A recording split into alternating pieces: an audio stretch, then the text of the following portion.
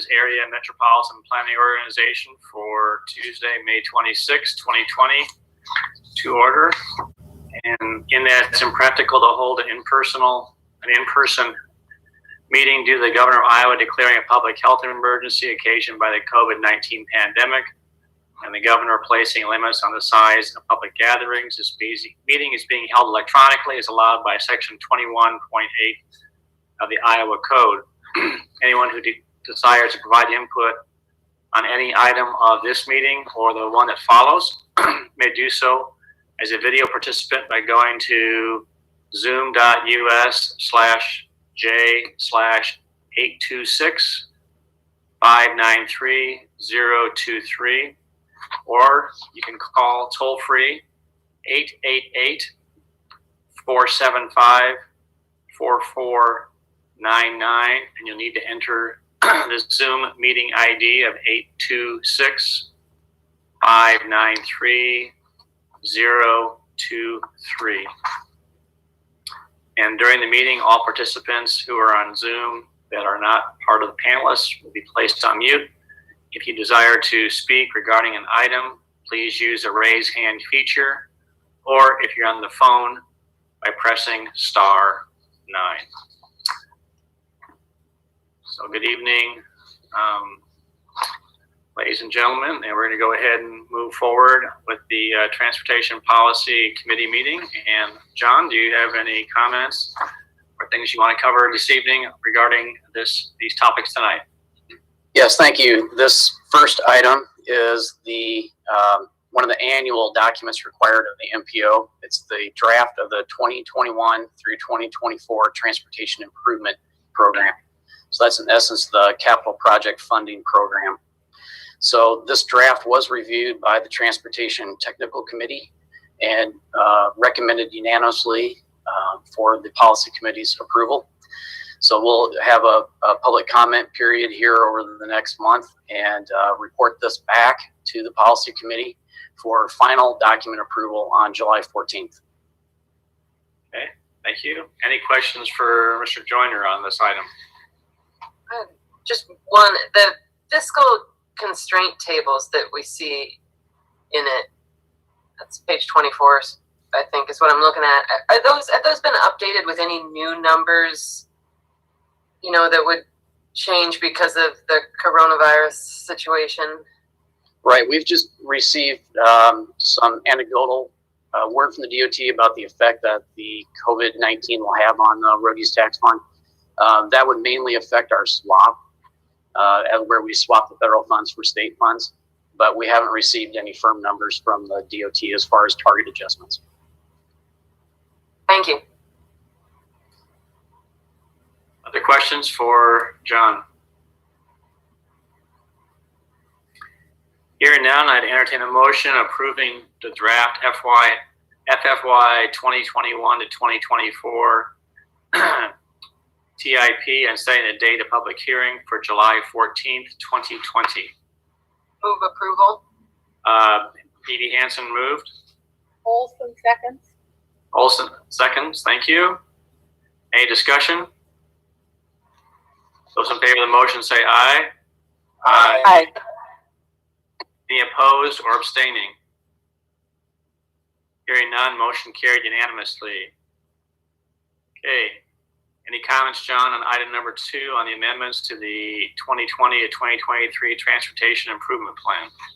Yeah, this item is the same that the Policy Committee saw back in March and approved the draft of that. At that time, we went through a public comment period, received no comments. So this is the same document that you saw back in March. Okay, thank you. Any questions for John? Hearing none, I declare the public hearing on amendments to the 2020 through 2023 Transportation Improvement Program to be open. And Brian, is there anybody indicating interest in addressing the AAMPO on this topic? Mayor, I do not see anyone with their hand raised. Thank you. I declare the public hearing on this item to be closed. I entertain a motion approving amendments to the 2020 to 2023 Transportation Improvement Program. Betcher, move approval. Thank you. Olson will second. Wilson, second. Thank you. Any further discussion? Those in favor of the motion say aye. Aye. Any opposed or abstaining? Motion carried unanimously. And the third item, fiscal year 2021 draft transportation planning work program. John? So this item, the policy committee also saw in March, and we had a public comment period open and submitted this to our state and federal funding partners for their review. And so this document that you see today is in essence the same document you saw back in March, and it meets all the state and federal requirements. Questions for John? Hearing none, declare the public hearing on fiscal year 2021 draft transportation planning work program to be open. Ryan, is anybody who wishes to address the group on this item? Mayor, I do not see anyone with their hand raised. Thank you. Declare the public hearing on this item to be closed. Entertain a motion approving final FY 2021 transportation planning work program. Move approval. Junk moves. Olson seconds. Olson seconds. Thank you. Any discussion? Hearing none. Those in favor say aye. Aye. Any opposed or abstaining? Motion carried unanimously. Thank you. All right, we'll move on to policy committee comments. Garten, any comments? Junk? Corey? Martin? No. Olson? Yes. Allen? Olson? No? Wrong. Sorry, Laura, did you have any?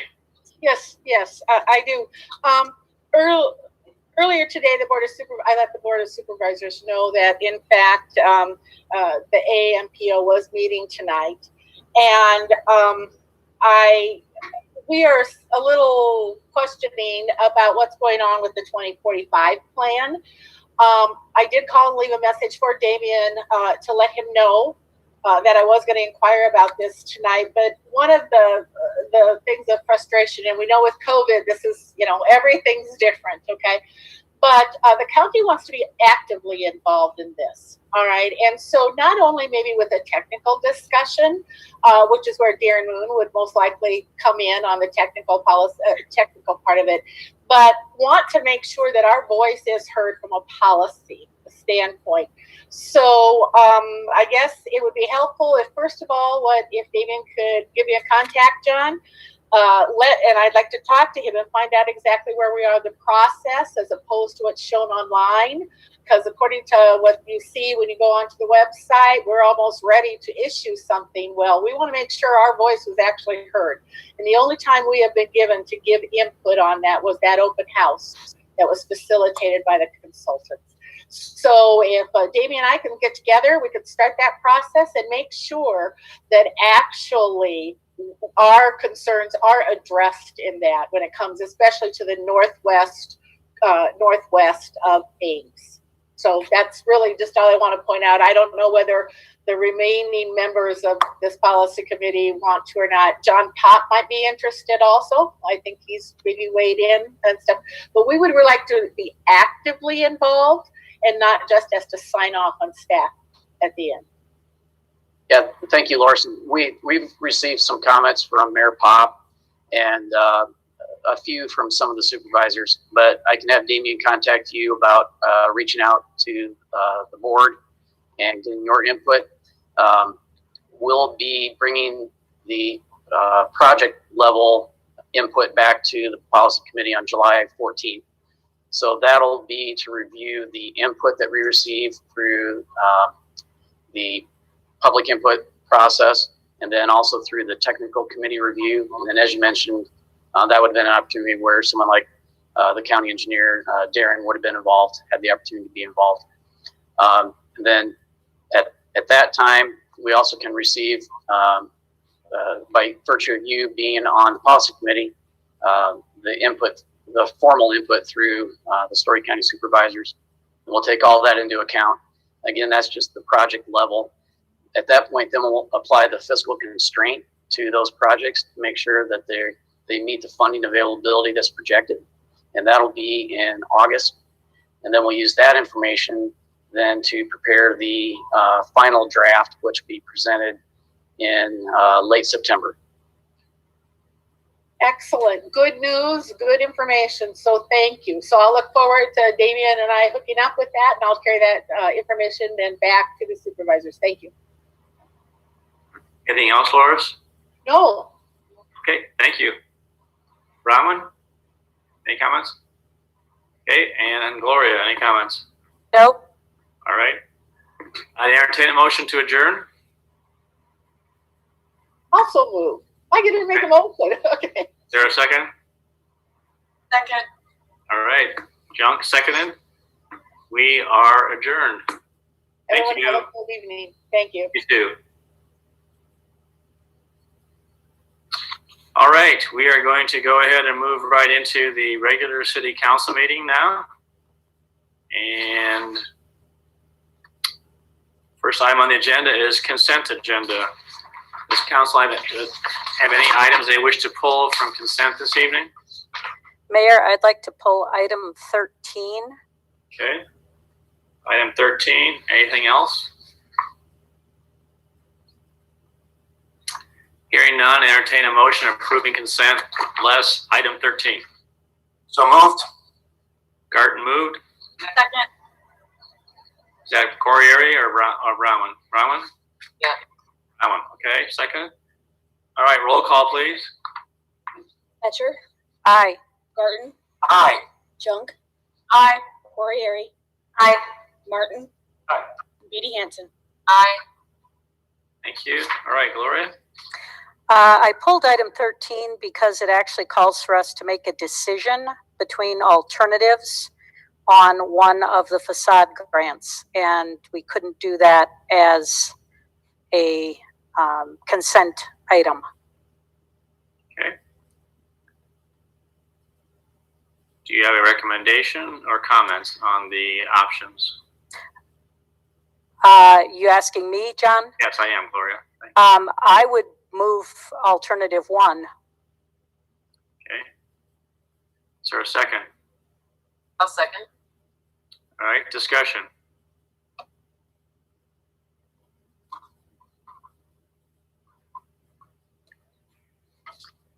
All right. Brian, is there anybody who expressed any interest to address council on this particular item? I was told that it might be someone. Mayor, I saw that Kelly Diekman had his hand raised earlier. I'm not sure if he was just being prepared to answer any questions, but I do not see anyone else with their hand raised. Okay. Kelly, did you have any comments to make on this one? I'm just letting you know that Benjamin Campbell was here to discuss the items. The only person we thought that might be participating is Jerry Nelson, so I don't know if he's online or not. Okay.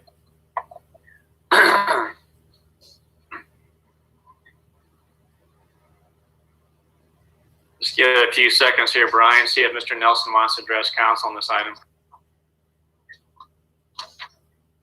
Mayor, I don't see that he's a part of the meeting. Very good. All right. Okay, so we have a motion and a second for alternative number 1. Those in favor of the, see up? Roll call, sir. That's right, thank you. Any further discussion? Roll call. Garten, Aye. Junk, Aye. Corriere, Aye. Martin. Beatty Hansen, Aye. Betcher. Aye. Thank you. Good.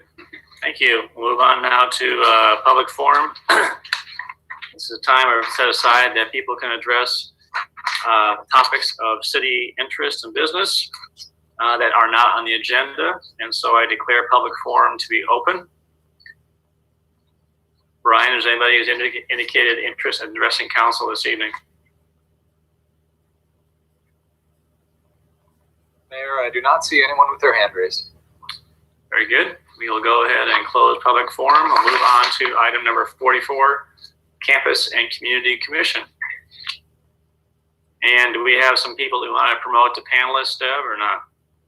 We do. Good evening, everyone. My last scan, I saw 6 campus and community commission members. Martha Broadnax, Evelyn Beavers, Warden Madden, Eric Abrams, Pete Englund, Sandeep Stanley. I believe that is it. Okay. All right, Deb, go ahead. All right. Well, you have the Commission's report for the work that they've been doing for the past year on addressing landlord and tenant relations. Tenants specifically being with the students, and in Iowa State, of course, has been a part of this work as well. And there have been a variety of ways that we addressed the issues that council wanted us to look into. We had a roundtable discussion with landlords, participated in the student housing fair in November, sent out a survey, and saw themes throughout all of those things. The themes coming from tenants had to do with getting timeliness repairs done to a unit or timeliness response to an issue that a tenant might have, having clear language and lease agreements to understand what is expected of the tenant, and also then trying to address the lease gap. And when we talk about the lease gap, we're talking about that time, the end of July into August, when most of the leases turn over, and people are homeless, so to speak, for a period of a day or two, or even maybe a little bit longer than that, until they can get into their new unit. So those were the themes that we heard from the tenant side of things. From the landlords, we heard the tenant needing to understand that the lease agreement is a legal and binding contract, and what that means, what's expected of adhering to a lease, having that care and proper managing of the property, cleanliness, life skills in general with cleanliness and timeliness and paying rent, and then also noise complaints.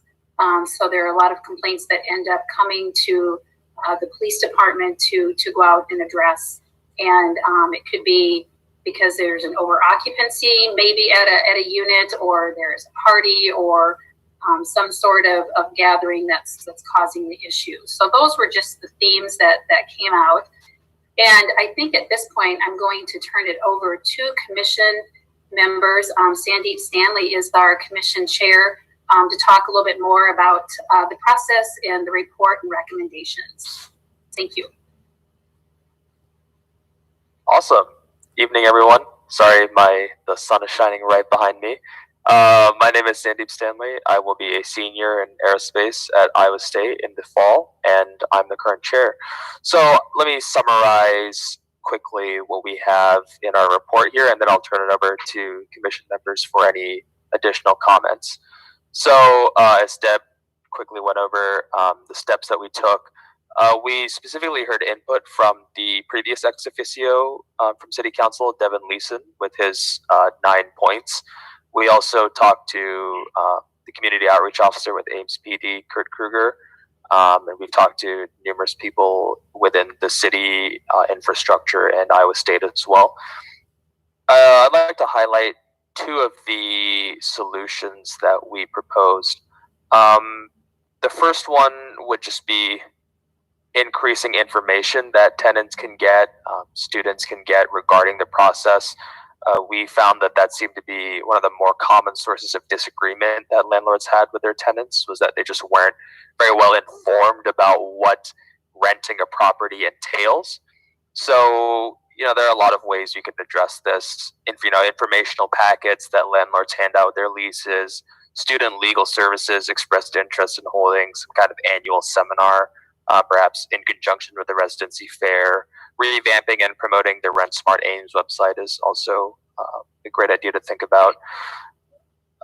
I'd also like to highlight our suggestion for a mediation process. It seems like one of the other common sources of disagreement is when, landlords try to take away tenant security deposits, as an example of like little small disagreements that landlords and tenants can have that just sour their relationship when they get dragged to small claims court over, little things, $100, $200 here and there that don't seem like much to a landlord, but can make or break a tenant, a student who's in financial difficulties. The Center for Creative Justice a few years ago employed a mediation process that seemed to work quite well. So we talked it over with student legal, and we think that that would be a great addition, just so that there's a little more amicability in that process. It doesn't feel like, a tenant doesn't feel like they're having the whole weight of the system bearing down on them. I think it just would create much more of a sense of camaraderie in the whole process. As far as the impact of COVID in this situation, the market has changed greatly. Plans are still up in the air for fall, as we all know, enrollment's declining. And we think that it's an opportunity for landlords to kind of take a more active stance in improving these relationships between them and tenants. We'll see how things continue to develop as fall approaches, but we don't think that it should have much impact at all on our recommendations. So if any members of the commission want to add any additional points, please go right ahead.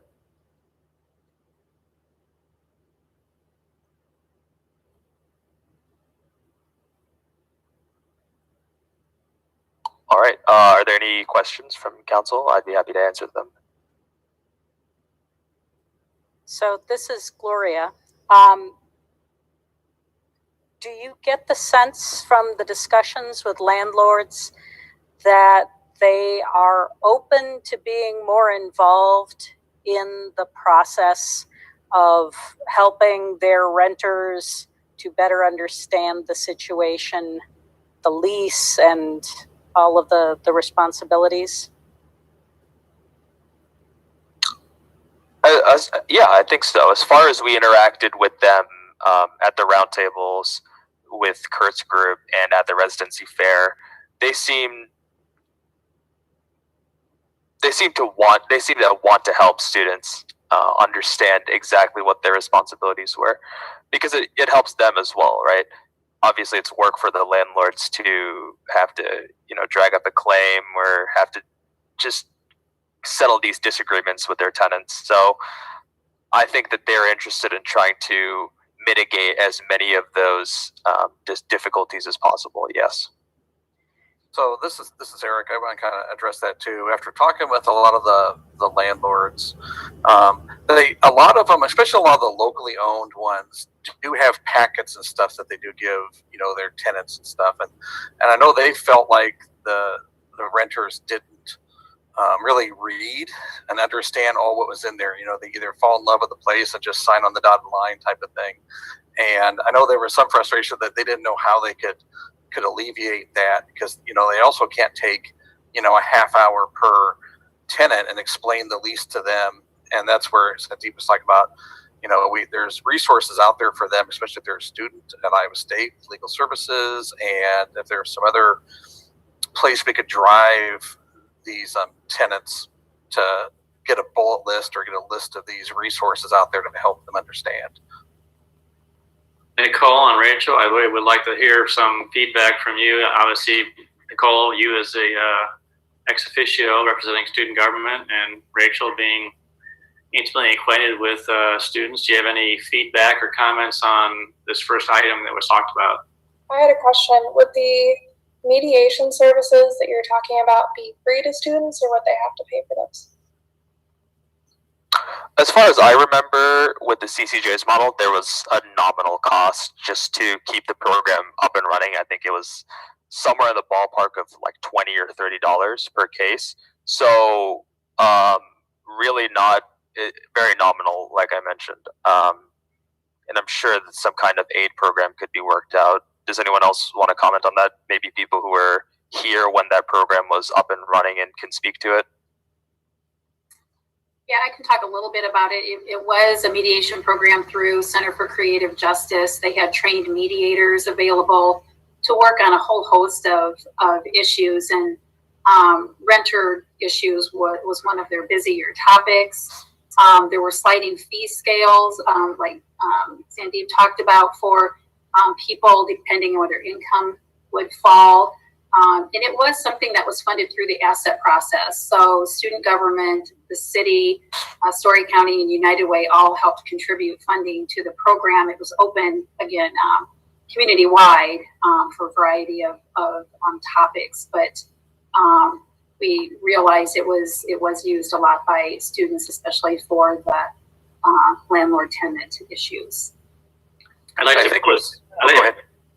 put a pin in that for a second, because I want to go back to Eric's comment, Nicole and Rachel in particular. Eric, what I heard you say is that landlords said they do hand out some packets of information to kind of explain information. I'm really interested in hearing how can we help if that is being done, and it really addresses the second point that was in your action recommended report. What thoughts do you have? How do we encourage people? How do we encourage the renters to avail themselves of that? Because they could prepare wonderful materials, but people aren't going to read it.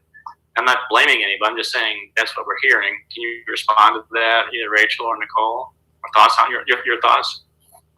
I kind of do have another question along those lines. I was wondering what sort of promotion of the Rent Smart Ames website you had in mind, or if maybe like a standardization of the materials being passed out, whether that's on a website or via the landlords would be beneficial. What kind of have you seen from landlords in that aspect? Sure. Standardization, I'm not sure about, just because every property is different. Every landlord is dealing with a substantially different situation, especially. I don't think it's fair to expect Hunziker to apply to to adhere to the same kind of packet requirements as a locally owned landlord. But as far as promotion goes, I know student government would be more than happy to help promote that website, and we could even make it a joint effort with student government in the city to try and drive some kind of joint campaign just to get the word out there a little bit more. So you think the materials for Rent Smart Ames are needing to be revamped, or you think they just need to be promoted? Revamped. I think that was what our committee talked about, was that needs an overhaul. Is there a way that you guys are planning to make this information like more engaging for students rather than just like handing them a piece of paper with the information? Because I know that a lot of students, if they get a piece of paper with this information, they aren't going to read it. But maybe if there's a more engaging platform for them to receive the information. Yeah, no, that makes a lot of sense. I mean, if you give a student a piece of paper with just a wall of text on it, they're probably just going to tune it out. As far as I know, we didn't discuss that in too great detail. We thought that would be best left to the people who would be actually doing the revamping, a discussion left to them. But I think that's a process that students should be involved in as well, just because they know, they understand students' mentality. They can see what students would be most receptive to. So I hope that does that answer your question? Yes. Okay, awesome. I'd like to go back to what Deb was saying about the CCJ. Do we have alternatives available in Ames besides working through student legal services? We learned through our process that there may be one or two trained mediators. One may actually even work for a for-profit entity that would provide mediation services. I don't know how available that is, what kind of workload demand, but we did learn that there could be some options out there. The reason I ask is because I want to be conscious of the fact that not all renters in Ames are students. And so if we work something out with student legal services, that's great for the many, many renters who are students. but it's not so great for those people who aren't students and who may have landlord-tenant issues. And I think, Gloria, some of those landlord-tenant issues that happen outside of the student arena are worked through with legal aid, depending on the severity of the issue and that sort of thing. But again, mediation could be more cost-effective and would be maybe that intermediate, that middle step that people could access before going small claims court, hiring an attorney, that kind of thing. Ron, you have something you wanted to ask? Well, it was just a thought I was having. So when we were talking about this topic within our discussion with Steve on Monday, I asked, are there groups that are groups of rental, folks that have formed associations? And he mentioned, yes, there's kind of a group of larger scale ones, and then it's a group of network maybe of renters, or landlords that are smaller scale, more. And I was wondering, I mean, this point about marketing, I think, is spot on, and how you get a student or a person in the modern day to pay attention to a message. And you can't, I agree, you can't just do it by handing a boring font piece of paper. There's formats in which people really receive those messages. And so anyway, my question was more to the group, I guess, is it the Campus and Community Commission, or who is it that could see if these two groups of landlord associations could better collaborate on their marketing or update their market, just to pass on the message to them, like, hey, maybe your messaging could use an update. So my question is that our role, or is that something we put back on Campus and Community Commission to take that message out to these landlord groups? Well, let me add this. I think our mission right now is to provide some recommendations, and we started to tackle exactly what you're saying, but we kind of stopped it because we needed to bring it back to council so we could get direction on where you needed us to go next, or how to implement any of these two options, or neither option. I would agree with that, and I think that Ron, just to me, the CCC is really their role as a kind of a think tank, so to speak. They've done their job in terms of meeting with people and kind of collecting information. Now it's more or less, I think, councils to get some direction as to or suggestions on who would move forward with this particular initiative or initiatives versus, I don't think that's really a CCC role. Deb, do you have any thoughts on that? Yeah, I mean, we could, I think through the Rent Smart Ames, the revamp of that website, there's a lot of material on there that is outdated and just needs to be cleaned up, and I surely appreciate having that student lens in doing that particular project. And then at that point, we could push that out to landlords to make sure they know it's available. A lot of them know it's available now. I don't think it's that well used. There is a link on the website that you can click on, and it takes you to another site where there are supposed to be listings of properties. So there had been some utilization by some landlords for that particular purpose. Tell them to ask them to change their messaging or to try to do something different with their messaging. I think maybe we could hint at that, but I think it comes down to how they want to run their business. But we could certainly try to incorporate something as we're trying to revamp the website. Deb, can you also comment on why the CCJ stopped? I mean, what caused that to occur? Yeah, I want to say it's probably been close to 12 or 15 years ago. There had been a change in leadership at that point in time, and there were a couple of programs, Mediation being one of them, that just eventually faded away. Leadership wanted to focus more on the probation supervision piece, which is what CCJ does today and does very well at it. And so as they started closing down that program, the trained mediators didn't stick around and went other places to work, and they weren't backfilled by additional mediators. And so the program eventually fell by the wayside. And I know this is, I think it's a resource question. That's really the challenge. CCJ, I think at one time had maybe a more active group of people helping to raise funds. That environment has changed, and we're coming back with these recommendations. To me, the real question is, where do the resources come from to do this? I think as we met with them, they're willing to take this on, but they need the staffing and resources to help put that together. And there's a whole range of subject matter of areas they would work in. But this is a challenge that the community has. How do we finance programs like CCJ? So Warren, to your point, Warren, is it you say resources? Would that be financial only, or financial and they also need a staff person? I think they need both. I think they've had some paid staff that help do this, and then those people line up and train and work with volunteers. But you've got to have that core group of people.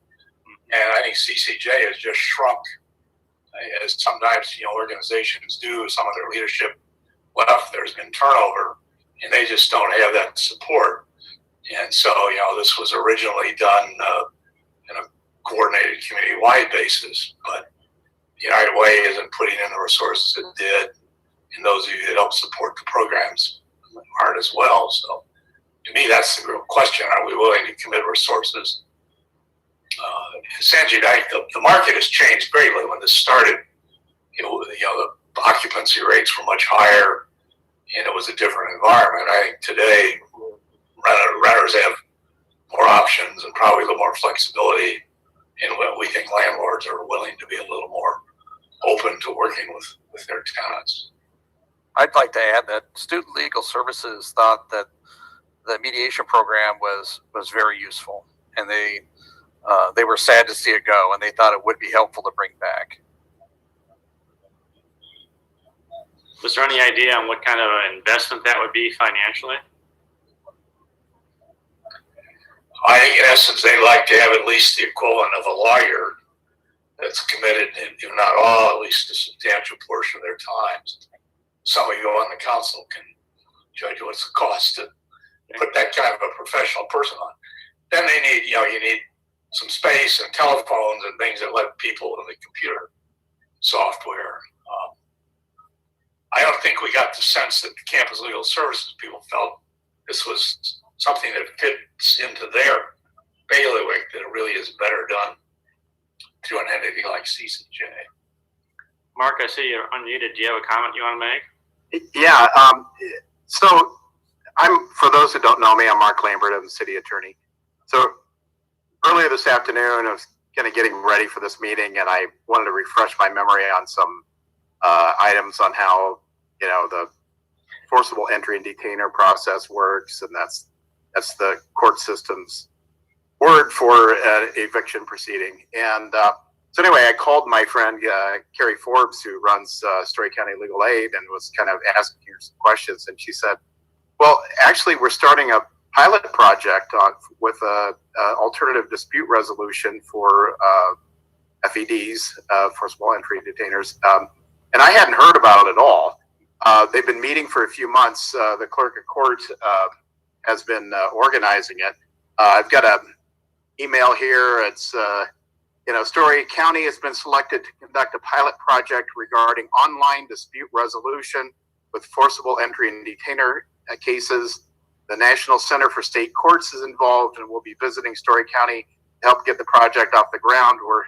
And then they go on and say that they're inviting some landlords that file a lot of those cases to be involved in the process. And also they invited Iowa or Story County Legal Aid to be part of that. So I think that's kind of, those meetings have sort of stalled here with the whole COVID situation. But this pilot project for Story County court system for these some sort of an online dispute resolution ahead of time. My understanding is that people would be required, landlords would be required to go through this process before they could file an eviction proceeding. So I just want to let people know that's in the works. I just got this information just a short while before the council meeting started, so I didn't have time to share it with anyone.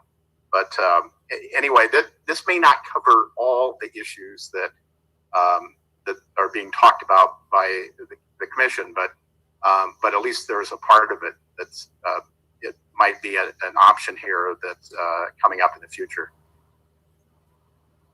Okay, let's try and wrap this into a little bit of a package here. So you have one recommendation or action recommended is mediation, and second is information. And just so we don't end without having a clear path forward, Council, what are your suggestions, recommendations in terms of direction? It would seem that student government, it would seem student legal services, it would certainly seem that landlords and certainly the landlords and the students have specific interests, and I think Council's made it pretty clear that we're really prefer to not get involved with disputes regarding leases. It's really an issue between two private parties, a landlord and students, but also I think we're trying to be a catalyst, making improvements. Sandeep, in your group, did you have a sense that there were specific groups of was there a rental group from Ames of landlords? There were a student group that you could point us to that we could challenge them or try and see what their energy there would be to, working together, because, on one hand, it's really not a city issue. I mean, they're in the city, but we're not involved to speak of. We knew it was an issue for our conversations with student government, but I think we're just trying to find out who would have the most buy-in, the most passion, the most interest, and also how can we get something developed that would be of use to everybody moving forward. So I'm interested in your feedback. Definitely. So as far as landlords go, we used Officer Kruger's email list. He has an email list of 60 to 80 landlords, I believe, and they meet semi-regularly over at Pizza Ranch. So he was gracious enough to let us attend one of his meetings and speak to his landlords. So I think that's a pretty good consolidated group on that side to start with. As far as students go, there's not much centralization, unfortunately. One group that could be of interest with discussing is the Ames Tenant Union. I think it was recently formed last year, around perhaps winter of last year. I'm not sure. But student government can make an effort on that end as well. We can get perhaps the director of residency for next year, or even Marty, if you want to help out with that as well. We can get kind of a link with them and then link them up with the Ames Tenant Union and try and get a more comprehensive student base to participate in those negotiations as well. Because I know ATU has a lot of very impassioned students who aren't afraid to speak up for their rights, which I think is the voices we want to hear in this kind of negotiation, these kinds of talks. Pete, I know you've got a lot of experience with residents and school. Do you have any thoughts in terms of how to move forward from the key players? I think Sandeep has hit it. It's trying to get an invested group, and I'll tell you, the Pizza Ranch group I've met with in my role as a director of residence too, and they're very interested in engaging. It's a cross section of folks. It's the small locals, it is the big locals, it is the nationals that participate to varying degrees. I don't know that we're going to be able to get out to the edges. I think we're just going to try and figure out how to hit that middle 80% better than we've been doing. And so, part of the mediation process at times is who's most upset.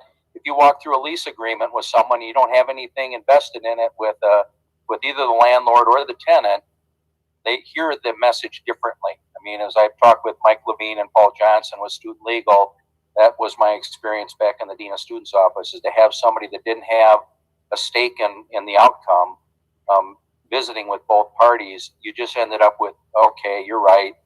You know, that's my bad and I should have done that. But otherwise it ends up, as we talked about, a little more adversarial. So, you know, if CCJ is interested in it, I think if we can figure out where all the training materials and kind of the structure, we can give you probably a better idea what that budget might look like. And then the students, I think the things need to make sense from their perspective. We need to be in the social media area. We need to be doing Instagram and tweeting out things. It can't be a website with just information on it. It's got to be more live in the student experience. So would it make sense to direct the CCC to move forward with contacting, you know, groups of tenants and landlords to revamp this material, or who would we kind of direct the motion at?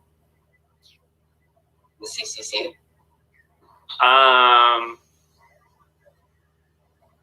Deb, you're give us some feedback on this. This is under your auspices of responsibility. I believe so. We could convene a small committee to then engage other individuals in the community to assist with revamping the materials and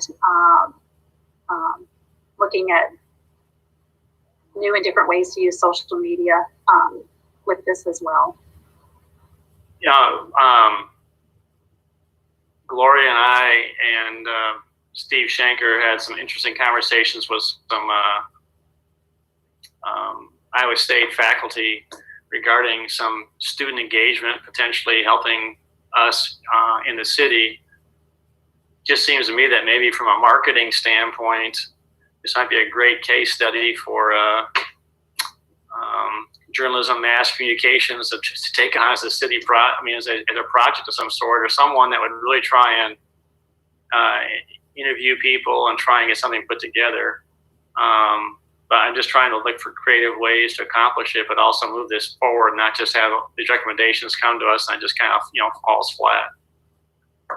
And I can add that original website was developed by an intern that was a student government member and then did an internship with the city of Ames and actually pulled most of that information off the Department of Residence website and then worked with student legal. And at that time, then the ownership kind of shifted on how we provided insight information for both students and landlords and where they might go and what this relationship looked like. And we didn't want to create 3 or 4 or 5 different sources that might be updated at different times.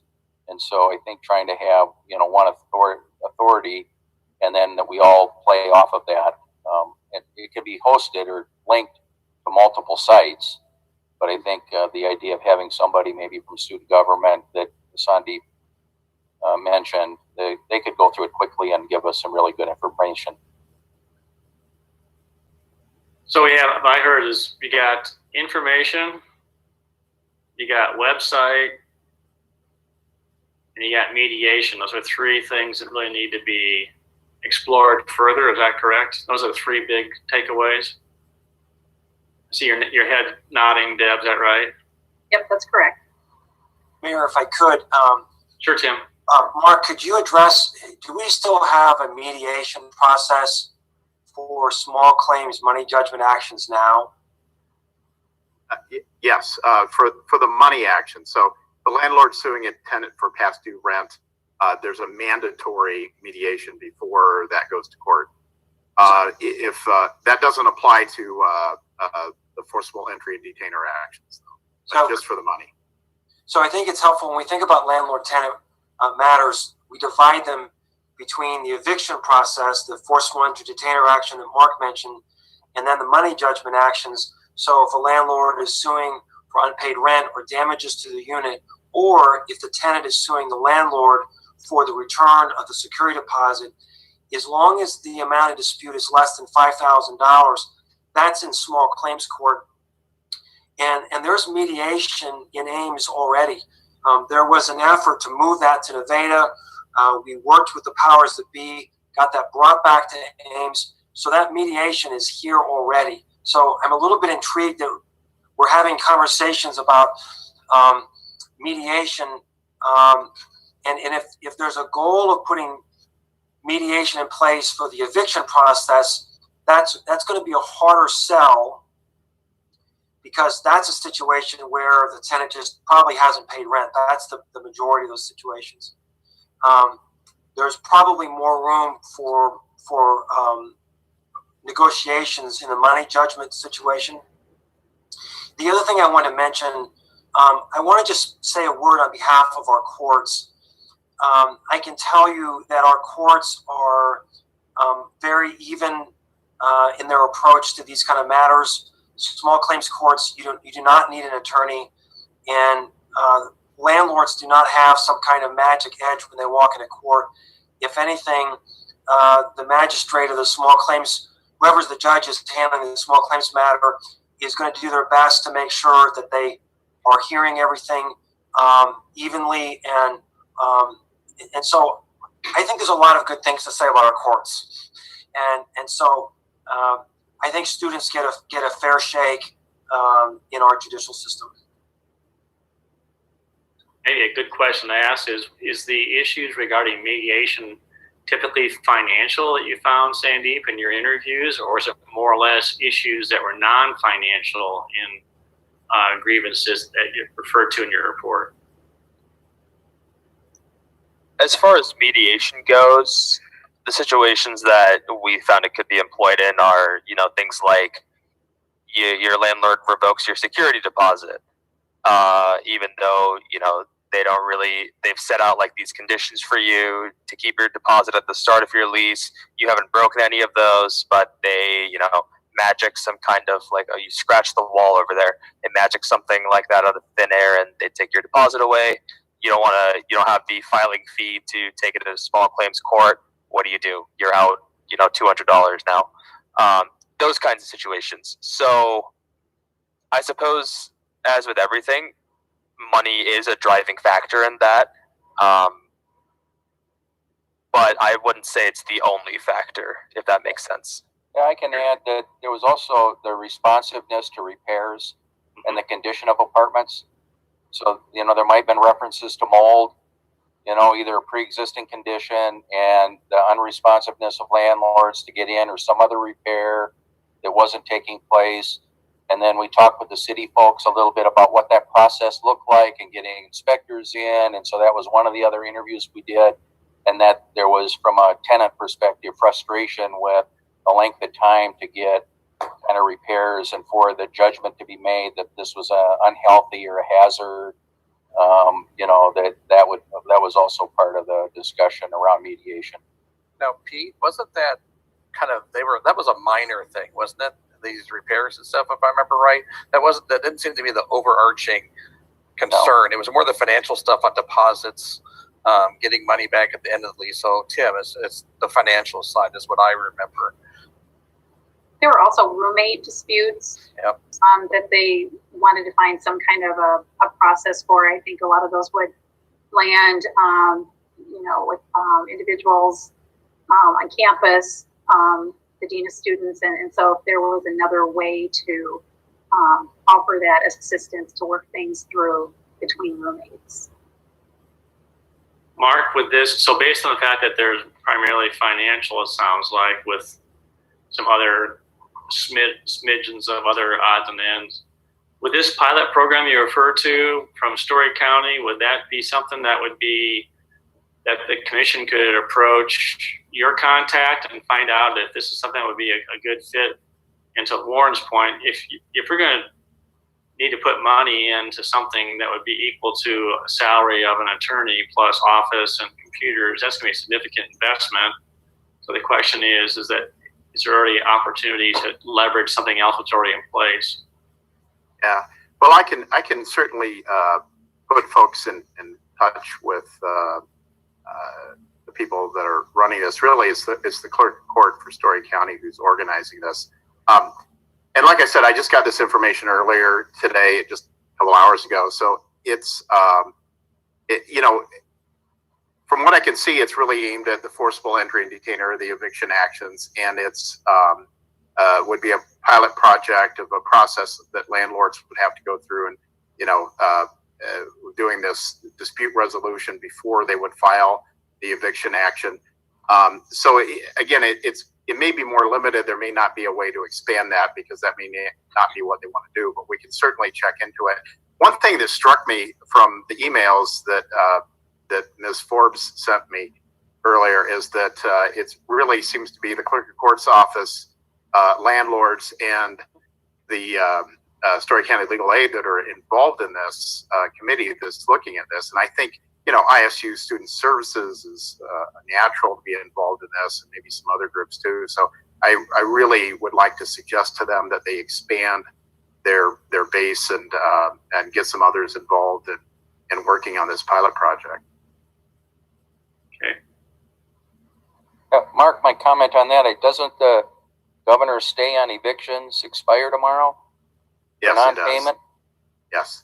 Okay, because I know that that's a conversation in the community about what that might look like in the next few days. Okay, other questions for the commission before we entertain the motion, give some direction to them or on this item?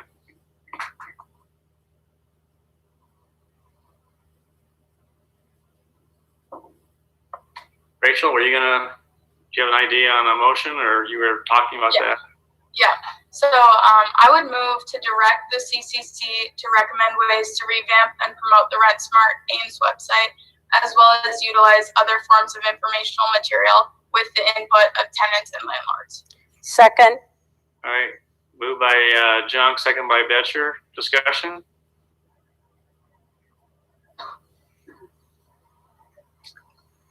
Deb and Sandeep, is that clear? I want to make sure that you have clear direction, so it's not like, well, we weren't sure what you're asking about. Is that clear? Yep, it's clear. Good. Yep, seems clear to me. Good. All right. Those in favor of the motion say aye. Aye. Any opposed? Carried. Okay, how about the mediation? Your motion did not cover anything, Rachel, regarding mediation. I didn't have a specific motion in mind for that if anyone else did. All right. So I'll take a shot at that, John. For the time being, I would move that we ask the city attorney to look into the potential for what might be done to expand the Story County legal aid mediation of forcible entry and detainers to include things that are of interest to Iowa State University and the students. Does that make sense, Mark?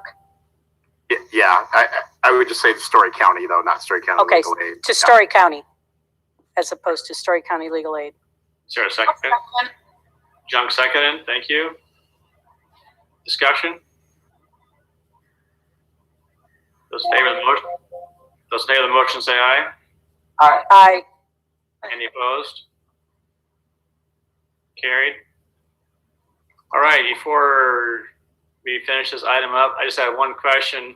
I didn't hear anything or see anything regarding lease gap. That's been an issue that's been talked about when we met with student government a number of times. Any solutions for that or any discussion regarding that? It didn't come up a lot because if I remember right, talking with Iowa State, they're offering housing options during that gap and storage options, which I don't believe were used very often. And it sounds like most people just bunk up with somebody else, or they go home, or I gift my garage for people to store things, right?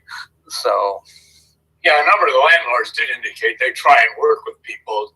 A lot of this depends on the condition of the unit, number of days and how soon they can get in and all of that. We thought there were a number of ways this gets solved. And it may be really difficult to develop something that's really more structured. But most people figure out a solution to that as they kind of transition from one location to another.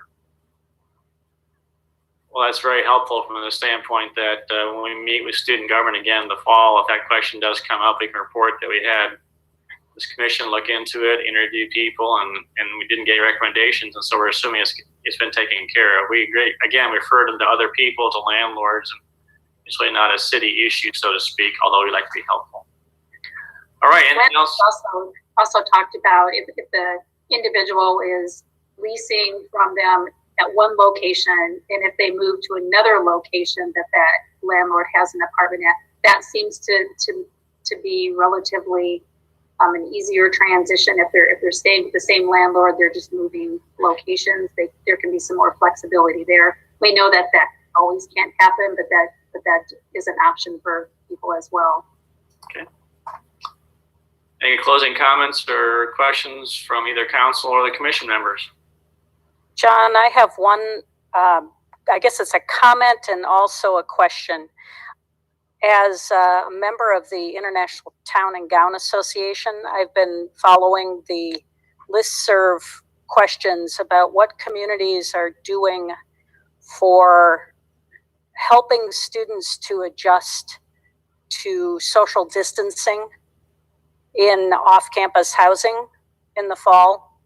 And some of the people are pointing out that their schools are working with off-campus landlords, etc. And I'm wondering if there is reason at all to expand the discussion with landlords to find out if they are interested in assisting with messaging for positive social behaviors in this age of COVID-19.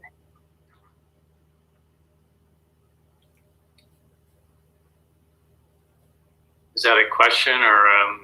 That's well, it's an observation and a question. I don't know whether that is something. To me, it's related to landlord-tenant relations, okay, because it's clearly an off-campus housing issue. But I don't know whether it's something that is related to the question of what sort of messaging landlords put out when people rent from them, which is the motion that Rachel covered. In terms of information, you mean? Yeah. Unless I hear from our motion, I'm just going to go ahead and presume that's a comment, and we're just going to move on then. Thank you for that. All right. Commission members, thank you very much for your time, for your efforts. Obviously, students are incredibly valuable to and part of our constituents, and we appreciate your engaging in them and landlords. And Deb, I think you're clear on where we're headed on this one then. Is that right? Yeah, thank you. And I want to thank all the commission members. They've worked very hard on this project, and I look forward to continued work. All right. Thank you very much, everybody. Appreciate it, your time. Thank you. Okay, we can move on to item number 45, discussion regarding reopening events on city property. Mr. Shanker? Yes, we can lead you through. I have one general topic here. I tried to give you some examples, but the world keeps changing so quickly. I think I've talked to Mark, the city attorney, about this, and we may want to extend the conversation beyond just the items that I've laid out for you for your consideration. So we could go topic by topic or however you want to jump into this. I think the first one we want to deal with has to do with sidewalk cafe closures. Many of you found this. Now remember, to the public, that some of this is a bit confusing because as the governor okays certain uses that are allowed in the state, the council still has control over those uses if they're going to be placed on city property. So in those instances, the council can be more restrictive if they'd like. In terms of sidewalk cafes, the staff reports tried to lay out the three different categories of cafes: ones that only serve food, ones that serve food and liquor, and ones that only serve liquor.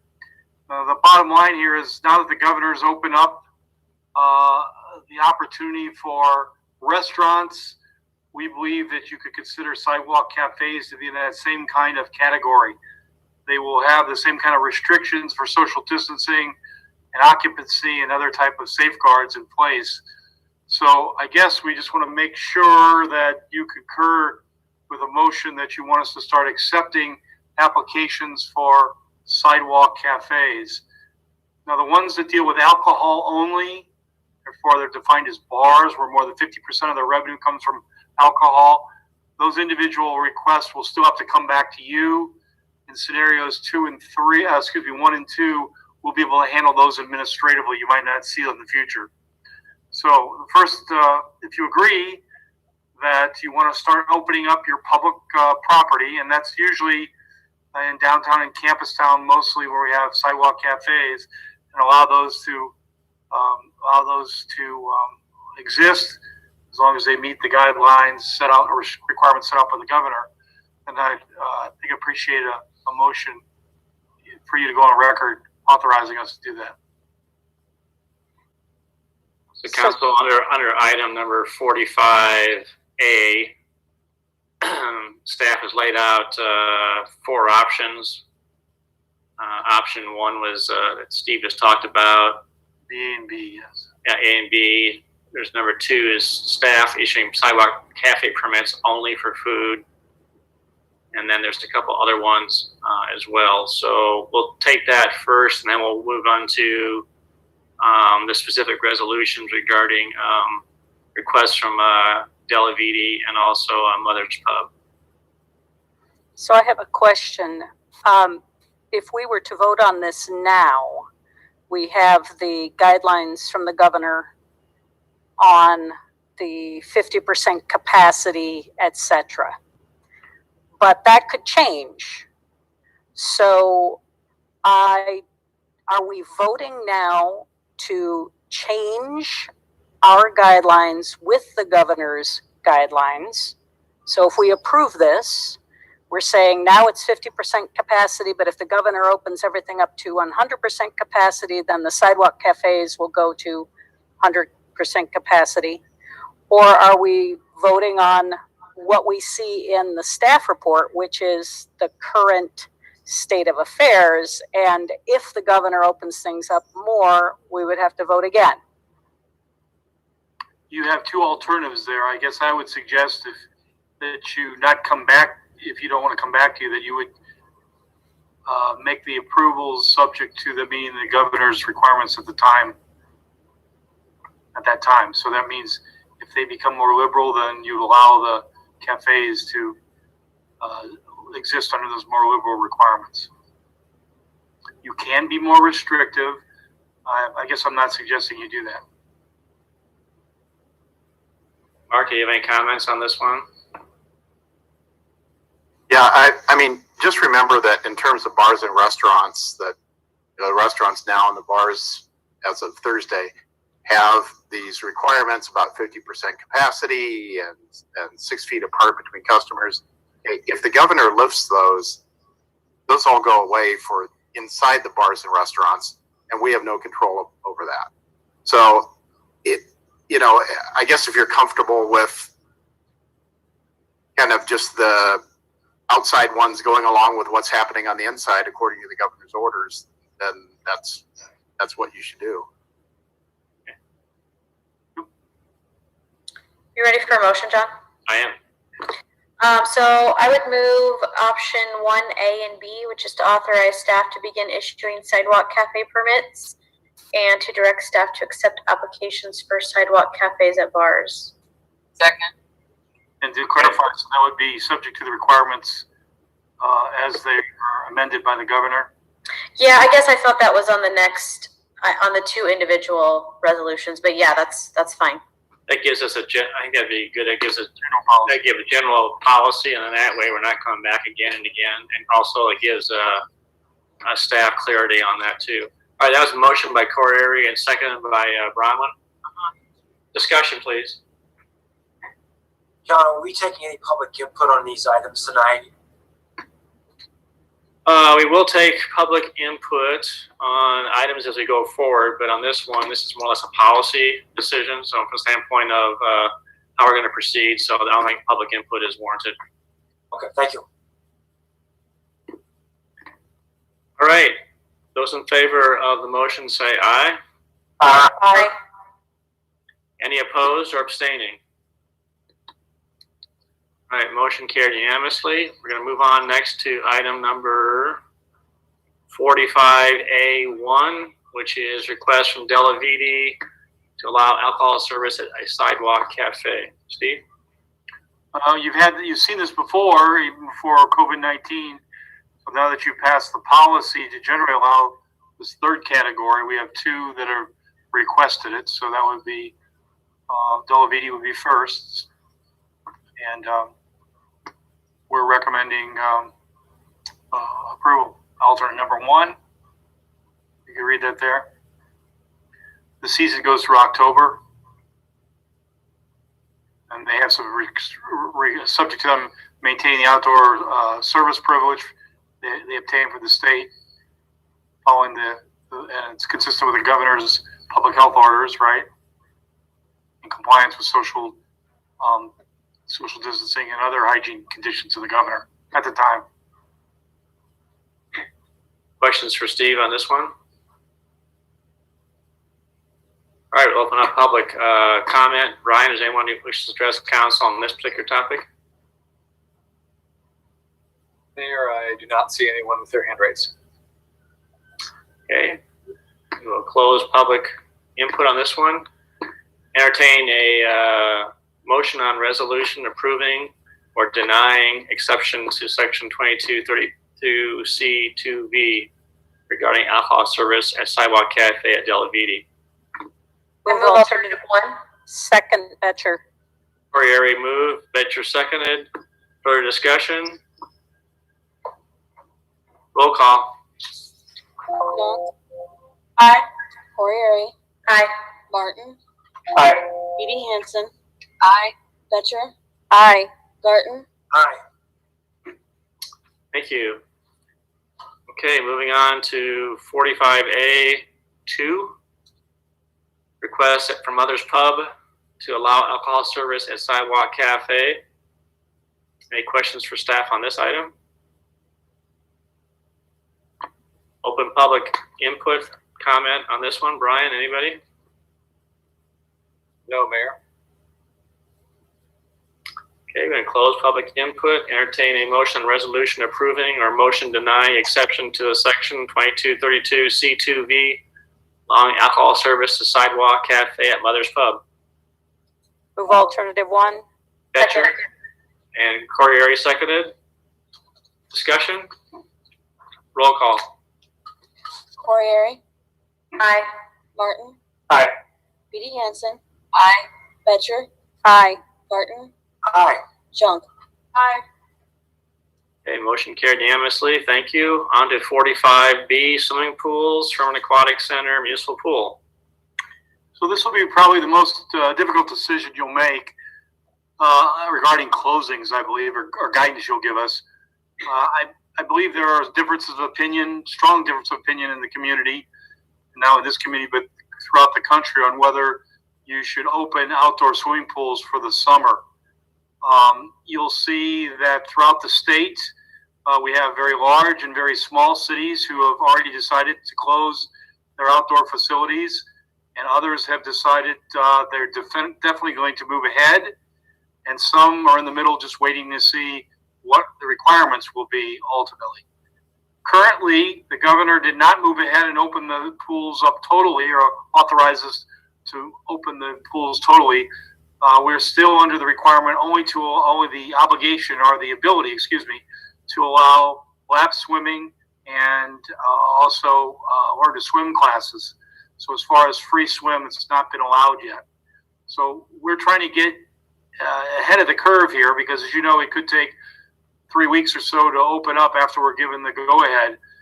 We want to be able to not have to come back to the city council, get some direction on this.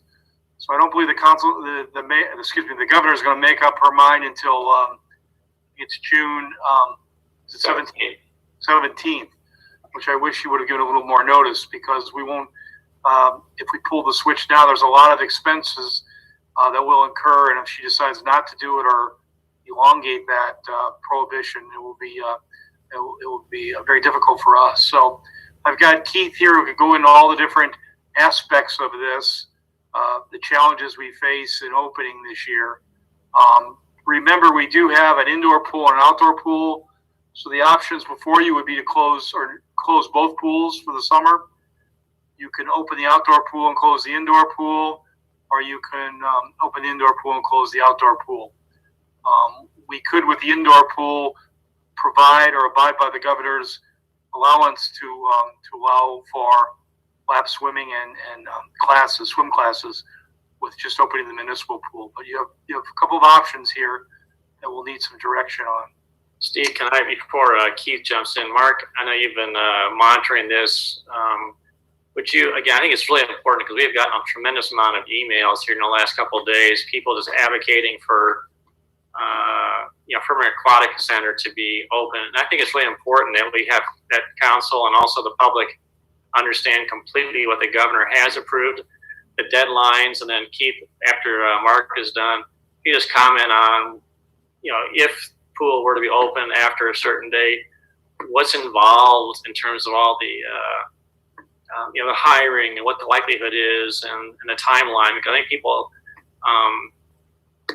need to understand the complexity of that. So Mark, if you just can explain where we're at, the timeline. I know you can't guarantee what you will or won't do, but I know you gave us some information today that was most helpful. So, sure thing, Mayor. So the governor has had pools closed for several weeks now, but her order that was issued today, she continues to close pools for general swimming, and then had opened them a couple weeks ago for limited purposes of lap swimming and swimming lessons, and that's it. Today she actually added a little language about lifeguard training too. So really, that's the only ways they can be open now, and that's through June 17th. Her order goes through June 17th. So the pools are closed. We cannot open them for general swimming until June 18th at the earliest, and that's assuming that the governor doesn't extend the order. And she's extended various parts of these orders many times, and so she could very well extend this one again. At some point, obviously, if she keeps extending it, we may get to a point where it just makes zero sense to open at all for the summer. But for right now, through June 17th, the governor has said that pools may not be open for general swimming purposes. It can only be open for swimming laps and swimming lessons. Thank you. Keith. Yes. So in regards to opening pool, I really lump it into two things. One is facility preparation. And right now, because we didn't know what the governor is going to do and still don't know what she's going to do regarding open swim, we have not done anything really with the aquatic center. We generally go in, or we would have by now, school would have been open, go in, power wash, touch up painting, and then start filling, the pools, getting, chemicals balanced, doing everything that we need to do, checking all the things, make sure everything wintered well. We have had some repairs, some things that needed to be done, but occasionally once we get the pumps fired up and turn on all the features, we have had pipes that are broken and doing some other repairs that sometimes can take a while to get people in to do that. So facility prep, I think included in that, if the concession stand were to be open, it's getting everything ready to go in there. And one of the biggest things is the product. The second piece of it is really staffing.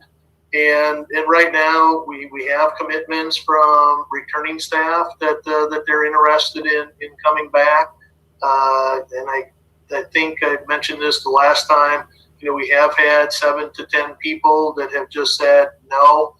They initially were going to come back, and now they said no, we're not going to come back.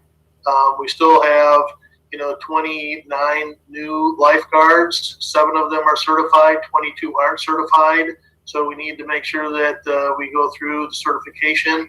And generally with the certification, we're doing that 8 people at a time. So that's 3 separate classes. You're talking somewhere in the neighborhood of 30, 35 hours of training for each one of those, which our staff needs to conduct.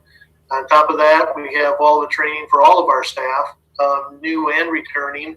And this year will even be more important than ever, not only from a safety standpoint of watching the water, making sure our guards know what to do and they know our procedures, but also there will be a number of things that we'll need to put in place, with COVID-19, cleaning protocol, safety protocol, all those things. We also have admissions and concessions, and we have a number of people hired. Again, it's the training that will need to take place, and sometimes that gets a little tricky because generally what we do is we will take 6 or 8 people, put them in the concession stand, go through things. We'll have to do a lot of that training in smaller groups just to try to keep some social distancing. And some of these things, Zoom meetings are not, most effective. So we're really going to have to find ways to get people in. We can keep them on top of it. The other thing I would say, just in regards to the facility, there are some protections that we'll need to put in place. Right now at the front gate, if you've ever been out there, that's wide open. People come in, they scan, they go through the turnstile. We'll need to do something to provide some protections for our staff. We'll also have to just finalize, if we do open, there'll be a number of things that we'll have to do policy-wise.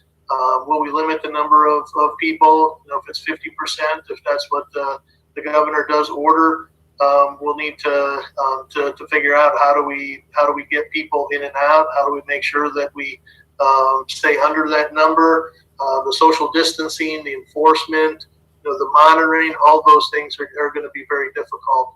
So with that, we're looking probably 3 or so weeks to get all of that done, and that'll be pushing it. And some of the things, especially to get all the staff, trained and certified and so on. If you refer to training a staff, and you talked about 22 lifeguards that need to be trained, are those already hired, and how would you use them if Furman is not opened up? Okay, so right now with those 22, they actually have a contingent offer. So they're hired as a lifeguard for us, contingent on them passing their certification. So that's what we've done with those 22. The other guards have been hired. So with it, and my numbers might be off a little bit, but I think we have about 80 guards that are returning, and again, we have had more than that. Some of them have already indicated that they won't be coming back because of COVID-19. But if we get all 29 of these new guards on staff, get them certified, gives us about 110 guards, and that's about what we'll need. And this is not taking into account if we have any issues with maybe somebody tests positive. Maybe some of the staff start, guarding and then decide that, hey, this isn't, there's just too much. I don't want to do it. But anyways, all of those guards, Mayor, would be put into rotation. We have some guards that only want to work maybe 5 to 10 hours a week, and we have some guards that work 40 hours a week. So they'll all be put into the rotation. And are they being paid right now? They are not. So I'm just going to play a what if. If a decision is not made tonight, for sake of discussion, to open up Furman, and the council decide they want to wait for 2 more weeks or 3 more weeks, those people would still not be paid, but they would be hoping that the pool might be open, and they would lose an opportunity to find a different job if one was available. Is that correct? That is correct, and that is a concern that we have, because as more businesses open up, and some of our college students, they need to get the money to pay for their expenses. So that is a concern. And you do have adequate staffing, though. I mean, you would have adequate staff to open it up if that was decided on whenever. Is that correct? Well, that's if, all the people that have indicated that they would work for us, if they all pass the certification and they all continue to work for us, we would have enough staff. If we start losing staff, then it starts getting to a point, like we had several years ago, where we had to close amenities, delay opening and so on. Keith, how many lifeguards does it take just to run the municipal pool? So between the two, municipal pool, just to give you an example, we might have, if it's an open swim, we might have 3 or 4 lifeguards on duty at a time. Whereas at the Furman Aquatic Center, we generally have about 25 guards on staff. We have 1 shift leader at both facilities. At the municipal pool, we have no admissions and concession staff. We might have 1 person taking admissions, but sometimes the shift leader takes on that role. And at the Furman Aquatic Center for admissions and concessions, we may, at different times have 2 to 6 admission concession staff working there, in addition to a shift leader for admissions and concessions. Thanks. One other thing that I would maybe add, Mayor, too, is that right now, because of COVID-19 and from a budget perspective, we generally have hired staff, seasonal staff, to work maintenance, at the aquatic center, and we did not hire any of those positions. So that's another thing that I think you're well aware that right now we've had some of our recreation managers have been out mowing, trimming. We have some that will start doing some watering, work on flower gardens, this week. So that is a concern right now too, from a budgetary standpoint. And then as we start opening up other facilities and programs, how much they'll be able to help on the park side of things. It's maybe a hard question to answer too, Keith, but the Furman Aquatic Center is not filled with water yet. Is that correct? That is correct. So cost-wise, if they, just again, it's a hypothetical, if you were to go ahead and fill the pool, use all the chemicals, get it all ready to go, and then the governor extends the order for sake of discussion, and the pool can't be used for the summer, what kind of cost would the city incur just to get the pool up and ready, chemicals, fixing broken odds and ends, staff time? Any idea? Are you talking an order of magnitude on that? I do not have that number right in front of me, with it, because again, we might be using full-time staff, salaried staff to do some of this work, and get things ready from a chemical and utility standpoint, starting to heat water and so on. Chemicals, I'm going to guess it's probably going to be, 20,000, just a ballpark figure. I could get that number and send it out to everybody tomorrow. I know it doesn't help for right now, but that just would be to get things up and running. And as far as replacement or repairs, that's really a guess, because some summers we haven't had to do anything, and then other times we've had to do some major repairs, which have cost several $1,000s. Sure. Other questions for Keith? I have a question. One of the things mentioned in the staff report was the idea of possibly limiting use of Furman or the municipal pool to people from the local geographical area, however we define that. Is that something that sounds workable? I mean, I understand that the goal is not to provide 100% guarantee that certain people don't show up, and I'm hoping that we're not thinking about chipping everyone to find out where they're from or anything like that. But but is this something that can work? I mean, to communicate to generally law-abiding people that this is something that's for people who are nearby. Yeah. So yeah, that is a CDC. It's in their guidelines, their recommendations. Say if feasible.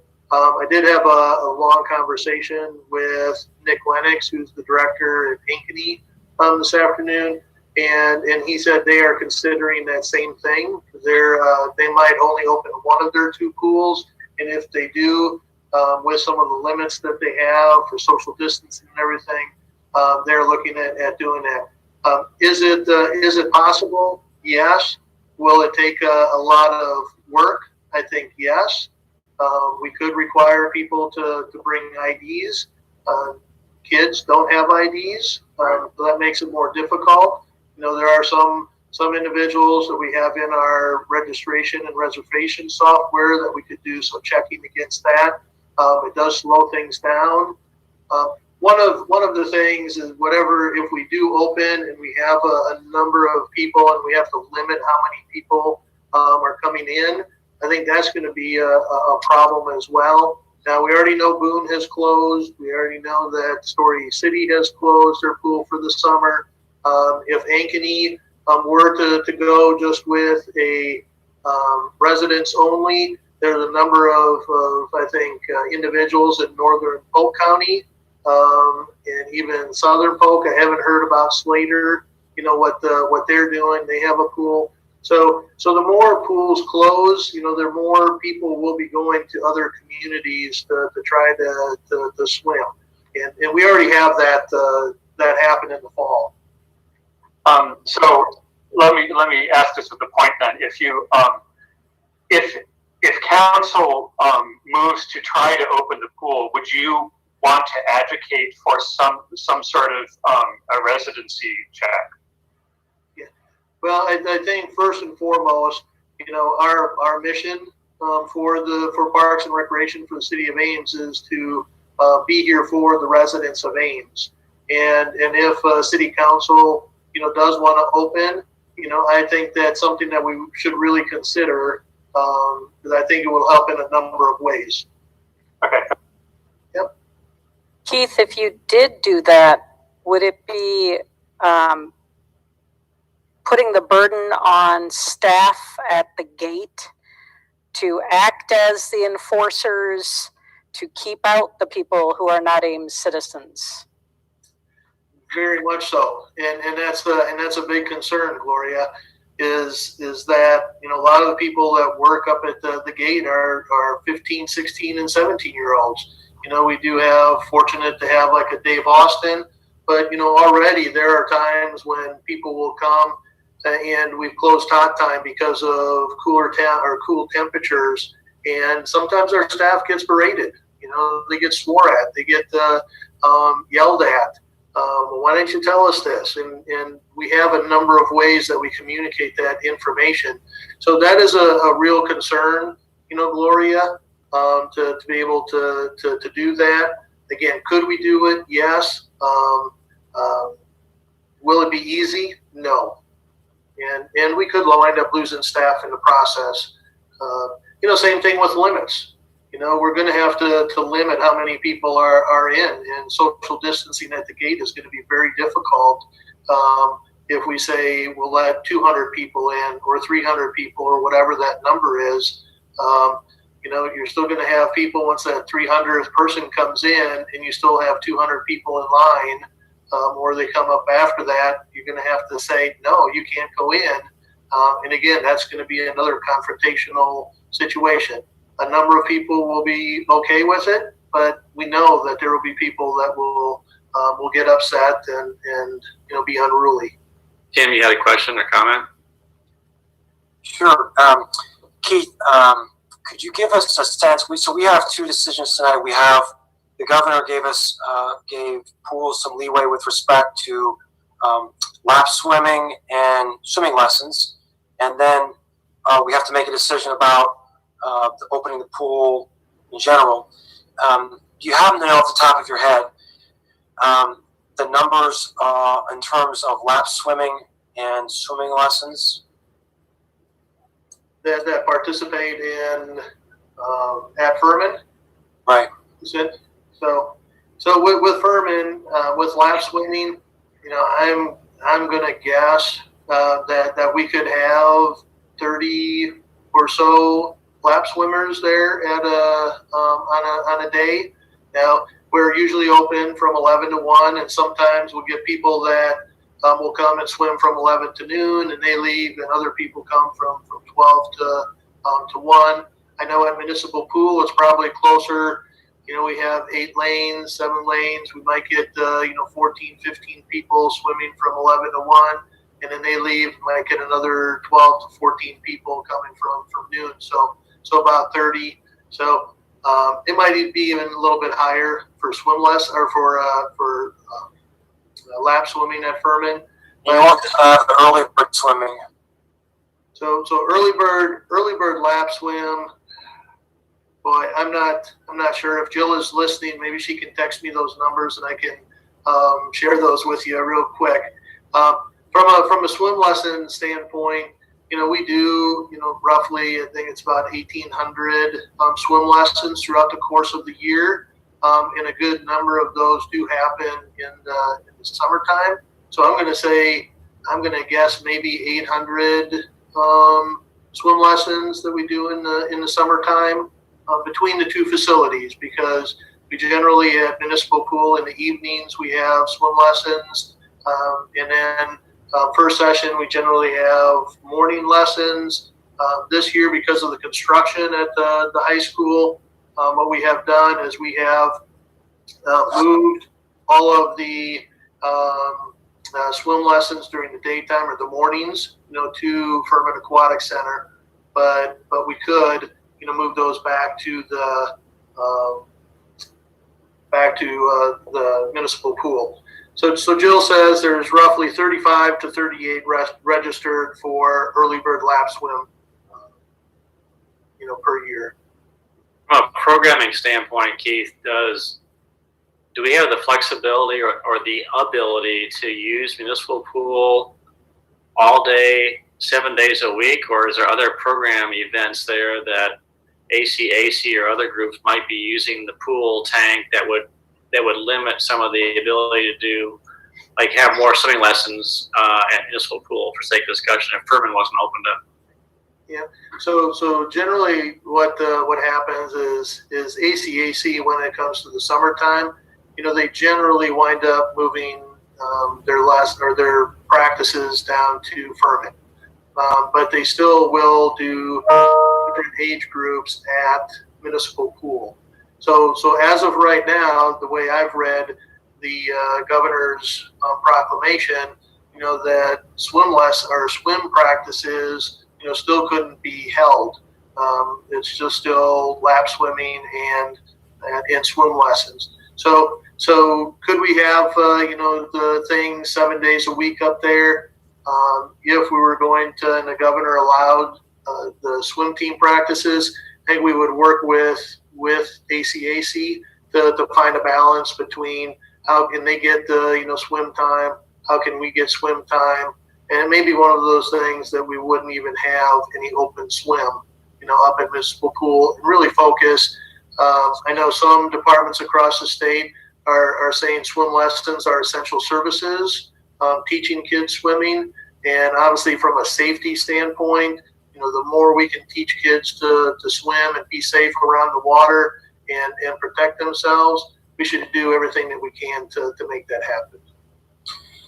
And then Keith, we haven't heard anything yet about the number of children that utilize this pool. Can you give us a sense of how kids utilize our pool? Yeah, I would say from an open swim, we don't get a lot of opens or kids that open swim or even families that open swim at Municipal Pool. There we sometimes daycares like ACPC will bring groups of children to Municipal Pool just because it's less crowded and easier to get in and out at times. With Furman, I'd say a majority of our open swim participants are kids and families. That's really what makes up our open swim. As far as numbers, we could have on a good day, we could have 1,000 to 1,200 people, come through the gates. On a cold day, we might, have to close because we have less than 75 people there, and that's what our policy is. So, just so I'm clear, it's 1,000 to 1,200 kids, primarily kids, per day. That's on a good day. Good day. Yeah, that's on a good day. Now we've been you know, we're open roughly about 100 days a year.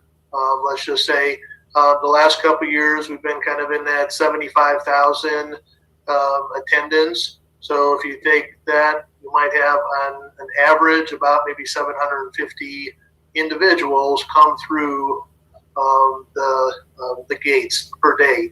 Now that does include, you know, people with lap swimming or water walking, you know, top time from 11 to 1. So you can't say that 750 is all just open swim. It's across all the different programs that we offer. Sure. Thank you very much. Any other questions for Keith before we see if there's any public comment? Rachel? Keith, could you speak a little bit about the CDC guidelines on cleaning and enforcement and monitoring? I know we have a lot of high-touch areas with locker rooms, inner tubes, chairs, things like that at Furman, and how reasonably social distancing and cleaning could be done at Furman compared to municipal pool. Yeah. So one, at municipal pool, we don't have near the equipment. You know, we don't have tubes, we don't have lounge chairs, we don't have any of that stuff. There's less people. It just lends itself to be easier to clean. You know, with the Urban Aquatic Center, if council makes the decision to open, you know, as staff, we were looking at not doing tubes, you know, with it, just because CDC does say that shared equipment should be cleaned after every use, and we don't want to do that. Same thing with chairs and lounges. Lounge chairs, say the shared equipment should be cleaned after every use. You know, in the staff report, we did talk about, you know, maybe putting bottles out like we do with fitness equipment. But one of the concerns with that is we have a lot of kids, a lot of sometimes younger children with their families that are out there, and that's a concern to have bottles of cleaning or disinfectant laying around for people to use. You also saw, you know, I put some information in the staff report from Matt Corey, who is the person who does our inspections. He's with Story County. So CDC says, you know, clean the equipment and the lounge chairs and so on. You know, you can see Matt's comment. He's recommending that you just take all the lounge chairs and chairs, either block them off or take them off the deck and don't even have them on there. And he's the one that's going to be doing the enforcement. He's going to be coming in and saying, hey, you're taking reasonable measures or not. So the high touch points, railings, all those types of things, you know, it's what we've talked about is some of those things may only happen once a day, like the railings up to the to the slides. If we do open slides, if Furman's open, maybe when guards or staff are changing, we could have them kind of wipe the things on their way up to the top of the deck or coming down, you know, with it. But we do feel restrooms and locker rooms, you know, probably should be cleaned, you know, minimum 3 to 4 times a day and being disinfected, which will change how we do things as well. Again, with the survey that we sent out, you know, cleaning, social distancing, those were the top 2 comments that we received. Other questions or comments from Steve? For Keith, excuse me. I'd just like to follow up on that. The way Rachel asked the question was what the CDC guidelines are, and I appreciate, you know, there's an art in interpreting them in a way that makes sense in the local context and for your expectations for compliance. But I did just want to point out that in the staff report, when it, you know, in the section on maintaining healthy environments, it says operators of public aquatic venues may consider. And then there's a bunch of the sort of stuff we talked about. So it's not. I think we should understand that it's not really. It's not a clear statement that each one of these things must be followed. It's sort of more a list of things that may be considered in the context of the overall goals. Yeah. Is that right? Is that fair? Yep. No, I think that's a fair statement, David. I think you also have to understand too, from an aquatic standpoint. Just anybody that's in aquatics, obviously, people around water, it could be a life or death situation. So the mentality of our aquatic staff, of everybody that we have, is really doing. They like things black and white. You tell us what the code is, and then we'll enforce it or we'll implement it, and so on. So to providing a safe environment for our aquatic staff is very important. And though there are considerations, CDC says that, as far as wearing masks or the cleaning aspect, things to consider. But I think we have to be careful as far as maybe what we choose to do and what we don't choose to do, because that can open us up for criticism as well, as far as what we maybe decided to implement and not implement. Okay, let's go ahead and open up public comment and see if there's anybody that's interested in addressing council. And Brian, is there anybody? Yes, Mayor, I see one person with their hand raised. Just a reminder to people who want to participate in the discussion, you can press the raise hand button if you're online, or if you're a phone caller, press *9 and we'll get an indication that you wish to speak.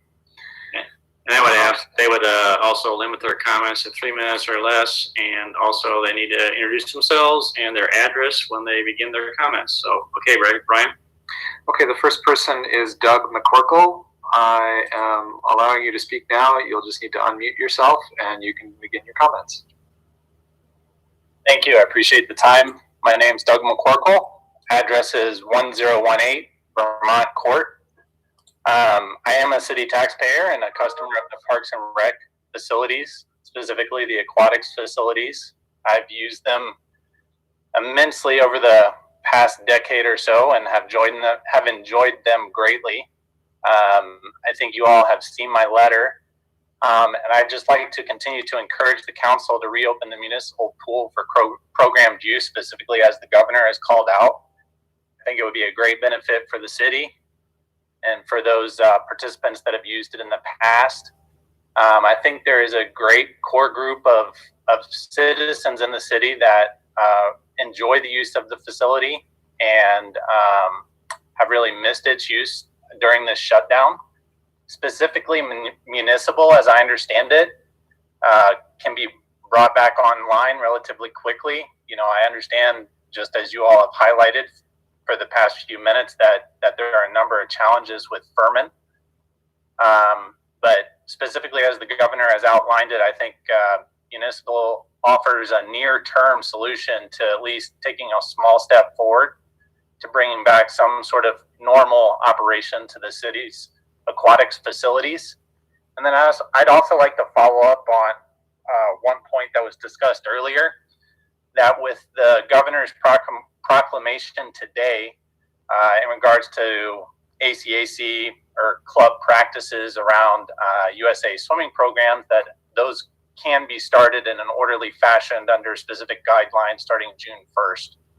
So again, I think taking a small step forward and opening up the facilities under these very controlled circumstances would be very, very beneficial to the community. And I thank you for your time and consideration. Thank you, Doug. Appreciate it. Mayor, the next person is Frank Fielmeyer. Frank, you can go ahead and unmute yourself and begin your comments. Hi, my name is Frank Fielmeyer. I am at 2510 Somerset Drive. I want to echo Doug McCorkle's comments. I am a lap swimmer and master swimmer, as well as a board member of the ACAC. I want to emphasize to you, as I did in my message today, that I think that no one underestimates the difficulty of opening up Furman. And if there is a decision to be made about one or the other, and the municipal pool is available to be opened at a lesser cost, let's make sure that we get municipal open for regular programmed use. I do want to also say that I understand that it's a difficult decision about opening Furman and opening municipal both, but the CDC guidelines are a little bit less stringent than what the city staff report has mentioned. And I think that, one example is just regular touch surfaces. It recommends cleansing at least once a day, for example. While we would all appreciate having high touch surfaces cleansed more often, that would be great. But I think it's a little bit overstated as to some of the things that could be done to get municipal pool open.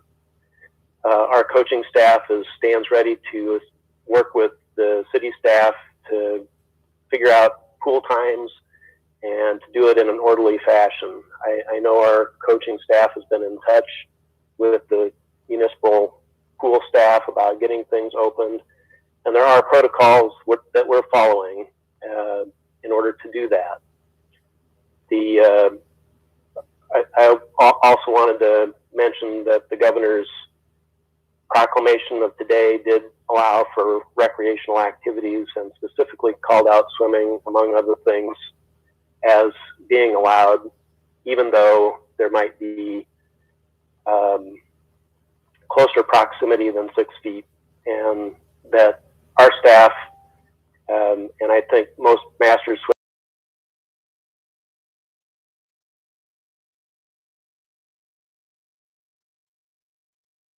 just appreciate the opportunity to get back into the pool, which is, for a lot of us, the only outlet for serious cardiovascular exercise, whereas we can't run or biking or some other problem, create some other physical problem.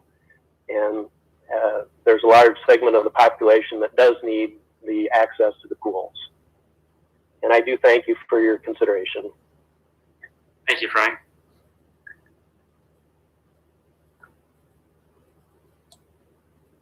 Mayor, next is Marcus Johnson. Okay. Hi. I also certainly sympathize. Marcus, did you introduce yourself and then your address, please? Sorry, that's Marcus Johnson, 1415 Duff, also of the Mucky Duck. So I certainly appreciate the difficulty of this decision. It's definitely something I've been struggling with as well with regards to the pub. But one of the problems is the lack of sort of information and changing guidelines. For example, the discussion on surfaces. We've just had a report from the CDC that that is not a major factor in transmission now. So maybe the sanitizing of surfaces isn't as big a deal as it seemed to be right at the beginning. I will say that there are a lot of families and people that for whom this is a very, very big deal, and so I wonder, if there is a way to sort of put off this decision a little bit longer. Things seem to be, changing constantly from day to day. I feel that way myself right now in regards to the pub. I still don't know what to do, but maybe in 3 weeks' time, 4 weeks, is there any way that this could be, shelved for a month maybe, so we can see what is going on in other communities. Maybe look at some communities in the south, in Arizona, where it's warmer, that maybe have done this already, and see if there's any dramatic things happening. But anyway, I just thank you, and again, I don't envy you. This decision is very hard. I just want to say that there's a lot of people that would be very sad about this, but if it's the right thing to do to close, then so be it. Yeah. Thank you. Thank you, Marcus.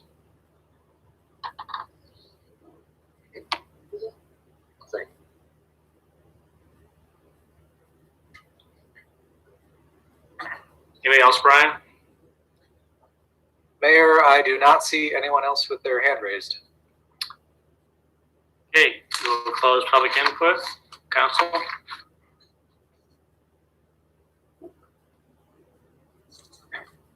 So I'll start. It's, as we've talked about extensively, closing things is the easy part. Opening things is the hard part. And what we've heard tonight from the staff is what we've asked them for, and that is the costs incurred and some of the challenges of opening. That's what we asked for staff. But I think it's important that we do a cost-benefit analysis like we do in many situations, that we look holistically at the analysis, and we haven't done that yet. And I would point out specifically, we haven't looked at the costs of keeping the facilities closed. And it's difficult to quantify these costs, but I truly believe there will be a cost to the children and to the families if we don't open. And it's hard to quantify that, but I think the large number of emails that we've received on this that were, my best guess, 90% in favor of opening, the community is telling us something very important. We need to listen to that. Secondly, we need to look at the benefits of opening. So we have costs and we have benefits, and we look at the benefits of this. The schools were closed. The kids have lost so much, and when I talk with families, this is a hard year, and in this conversation that we're having, we somehow need to invite these children into the mix, and we do that by way of listening to the emails of their parents and our conversations.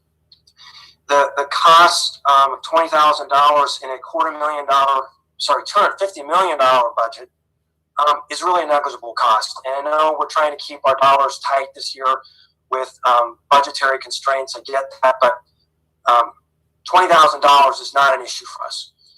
I'm more concerned about the challenges for staff. I want to be sensitive to that. I always take a very deferential posture to the staff. But I believe our staff could come up with a mechanism to maintain hygiene. I think we would have to, work on issues of enforcement and social distancing. But I think all those things are doable. I think we could find ways of doing that.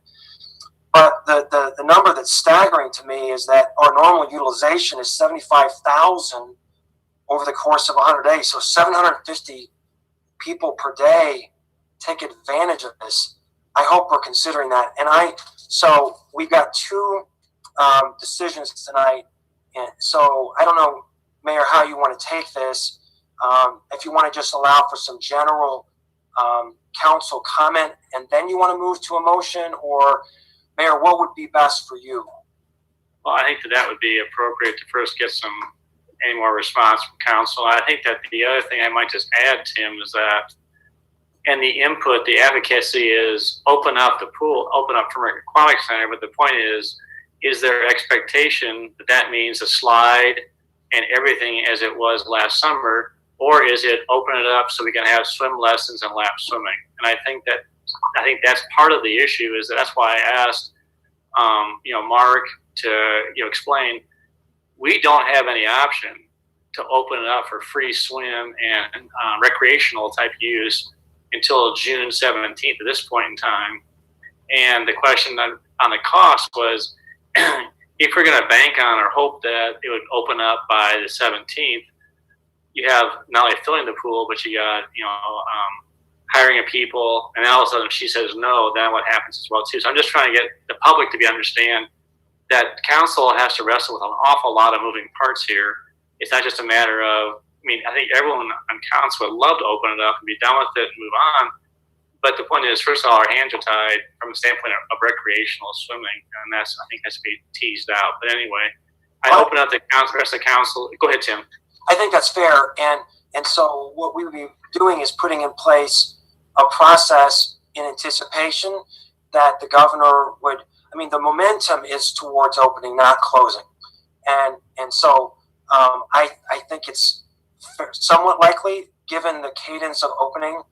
And the other thing I would be remiss not to mention is that when we look at the COVID-19 website for Iowa, only 3% of those people who are testing positive are young people. And there are no deaths from COVID-19 in the state of Iowa for anyone under 18. That's the state's data. So all of us at the same time are also trying to protect our most vulnerable residents in the community, protect our healthcare workers, but we want to do that in light of data. We want to do that in light of making a data-driven decision. Other input from council before we take a motion? So what I tend to think about with this decision is what's the worst that could happen. And if we close the pool for the summer, that's definitely a cost to the Ames residents and our city revenue as well.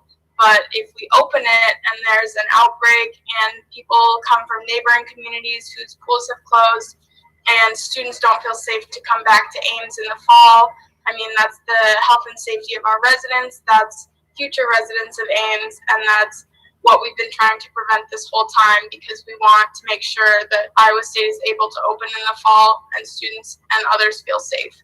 So that's kind of the costs that I'm weighing with this decision, is really just safety.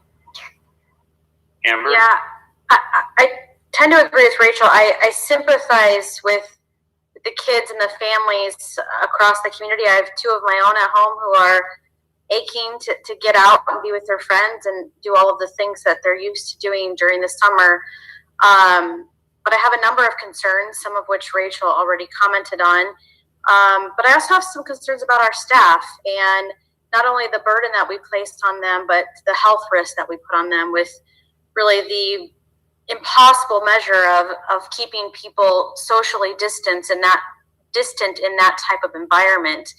I have a higher comfort level with municipal pool because I think it's a much more controlled environment, and the likelihood of having mass gatherings there would be much less. But if you've ever been to Furman in the summer on a good day, as Keith notes, it's impossible to walk anywhere without, rubbing up against someone or having, someone right in your face. And I really just think about the risk and the burden that we're putting on the people who are working there every day, not to mention the citizens. And while, yes, the risk to children is low, it's more about, Tim, as you noted, protecting the most vulnerable in our community. And of course, not just our healthcare workers, but all of our essential workers who we need to make sure that they're kept safe as well. Anybody else want to make? David? Sure. I like to think of this as an optimistic trajectory. I understand there's a worst case scenario, and we have to be aware of that. But it's also appropriate to consider what you think the probability of the worst case scenario is. And there are a lot of different sources that we're taking in as input for that. There's what people are telling us. There's what we're reading on our own. We don't have public health staff in the city. We just don't have any official channel for that sort of advice coming to us. What we do have is the state public health department advising the governor and issuing what they're telling the state. And based on that advice, the governor has said that, well, on the whole, we feel like it's safe enough in Iowa for pools to open. Of course, local conditions are everything, and we have unique local conditions. But still, I think that we should open at least the municipal pool, and I think that the Furman, although it's logistically it's difficult. I understand that, and it's asking a lot of the staff. I do think it is something that many people want, and based on what I know and from the advice we're getting from the Department of Public Health, it doesn't seem opening that facility is not expected to cause like a super spreader outbreak event. There's a worst case scenario. It could be wrong about that, but I have to decide what I'm going to rely on in sort of evaluating that risk. So, if we end up opening Furman, I really want to give it to the staff in advance because I know it's a very big ask. That's something that I hope that the people of Ames who use the facility would be immensely grateful for. All right, Brown or Gloria, do you have anything you want to add? Sorry, I just want to say one more thing. I think part of this is also because so much is unknown, that's what's leading to so many other communities choosing to keep their pools closed for the summer. I'll note Nevada City Council just voted tonight to keep their aquatic center closed for the summer. And I think a piece of that is because we are getting so much information and we're learning things about the virus all the time. And I just think there are so many leaders who aren't willing to take those risks with so much unknown information. Bronwyn or Gloria? Yeah, I don't know that I have anything to add.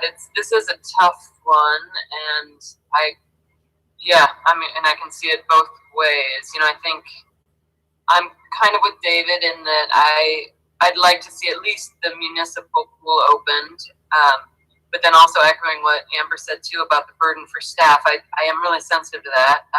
For Furman, you know, that is a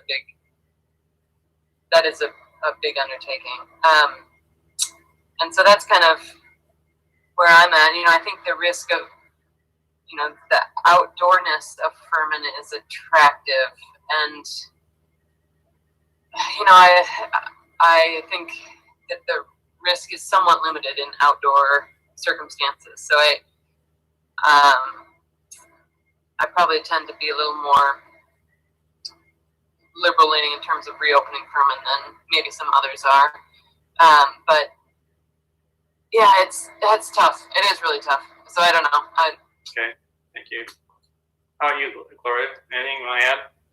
Well, I agree with Amber and with Rachel. I also am in favor of opening the municipal pool. But the thing that I would add over and above what's already been said is that a couple of weeks ago, we voted to close many of our city facilities, activities, etc., for the rest of the summer. And at that time, Keith was telling us that he felt that Furman should be the last facility that opens because it poses the greatest challenge and risk. And at that time, I think we voted unanimously to trust staff's recommendation and to apply the criteria. And what I see in our staff report is essentially the application of those criteria that we voted on as a council.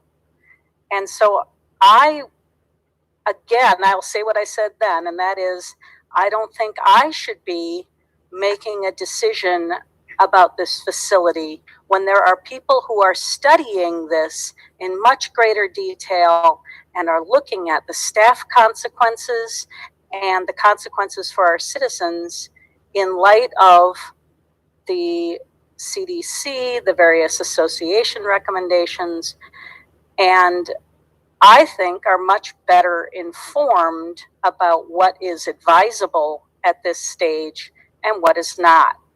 And so I completely stand behind our staff's assessment of how difficult opening Furman would be. But I also note that the municipal pool is not flagged in that same way. And so I would support opening the municipal pool, but I would not support opening Furman, certainly not at this juncture. Okay, thank you, Lauren. Let's do this. Let's take it. We got three bodies of water. We got municipal pool, we got Brookside Park wading pool, and we got Furman Aquatic. Let's go ahead and entertain a motion on municipal pool. I would move we open the municipal pool as soon as we are able to safely do so. Second. Now, second by Correri. Will that include letting staff determine the guidance? Yes. Okay. Yes. All right. All right. Those in favor of the motion say aye. Aye. Any opposed or abstaining? Motion carried. All right. Brookside Park wading pool hasn't been talked about, but it's also a body of water we have. Is there a motion on that? But Mayor, we haven't. I don't know that we've had any discussion about the logistics of that one. Okay. Yeah, that is not, I mean, I don't think that well, Keith, why don't you please inform us? So right now, we talked about lap swimming and swim lessons. Right now, spray pads, swimming pools, you know, those are all closed right now from the governor's orders. I'm gonna need to do some research on. So those are closed. How about the logistics if it's allowed? Do you have any problems opening it? Well, we can. It's a very small body of water. You know, it's with social distancing, and we might be able to get 30 people, you know, into that area. You know, a lot of times parents come in with the kids. Could we do it? Yes. Easily do it. Yeah. So we could do it. Generally, kids bring their own toys and things in there. So we could, but is staff stationed there, Keith? What was that? Do you have staff stationed at Brookside Park? We do, because of we have to. Staff has to fill it every day. They have to check the chemicals. They empty it every day, and we do charge an admission. We charge admission just again because we have staff there, and it's you know, we have to, like I said, open and fill it and empty it every day.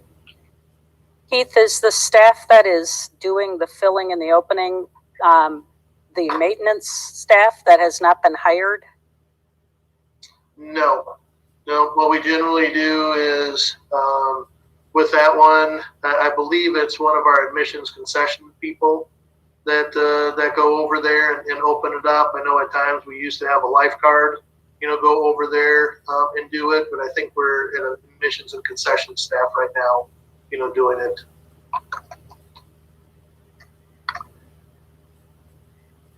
Other questions for Keith on the waiting pool?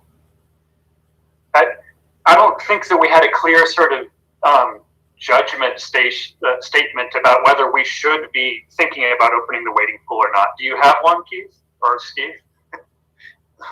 In the whole scheme of things, I think staff recommendation would be to close it. Although this would be an option for the, you know, with Tim's concern about the youth, you know, this is an option for those kids that are, you know, 1 to 7, 1 to 8. You know, those are the kids that are coming to this area. So Furman Aquatic Center is not open.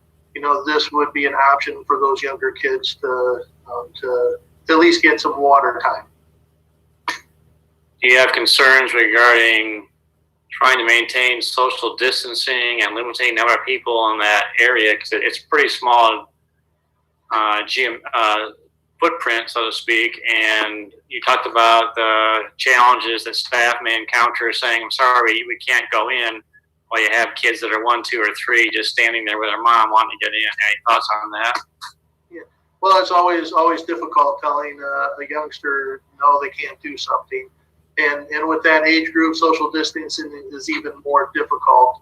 You know, we're having conversations with, when we talk about programs, with some of our preschool programs, and right now we're leaning to not have preschool programs because of the social distancing is very difficult.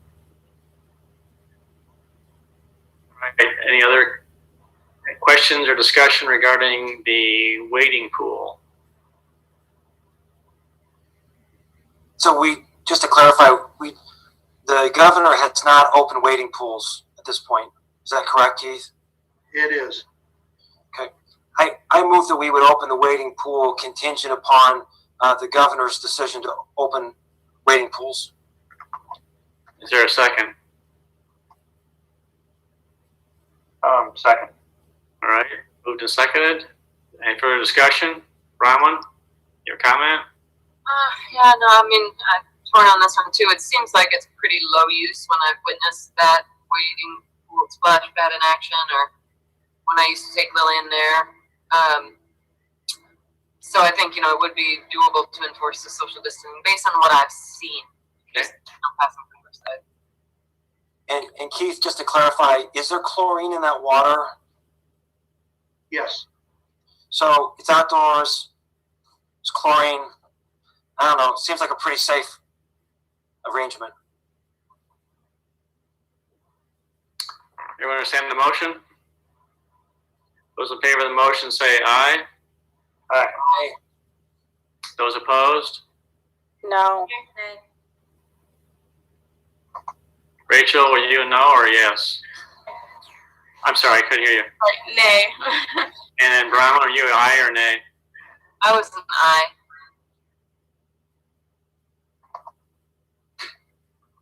So the motion was 3-3. Motion fails. Mayor, I'd be happy to make a motion to open the Farm and Aquatic Center upon the governor opening pools in Iowa. Is there a second? Yeah, second. That Martin? Yes. Discussion?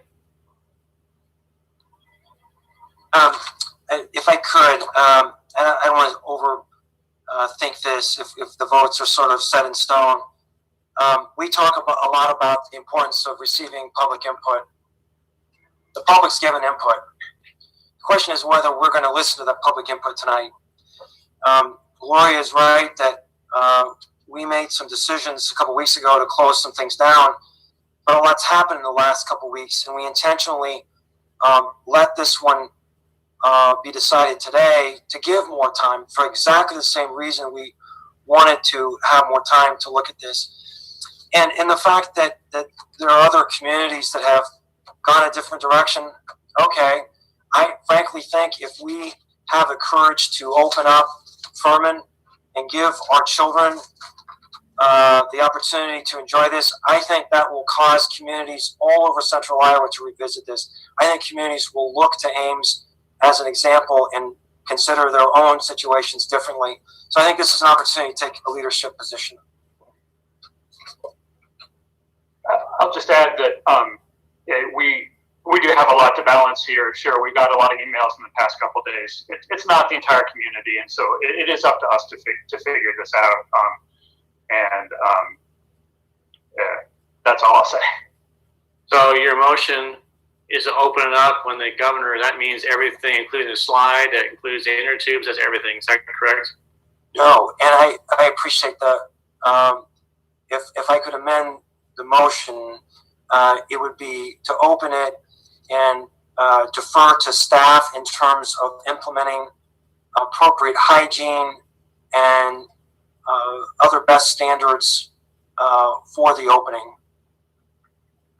So, just a point of clarification, it's going to defer to staff to make a decision whether the slide is open and whether the inner tubes are used and whether you have lawn chairs or not. Is that correct?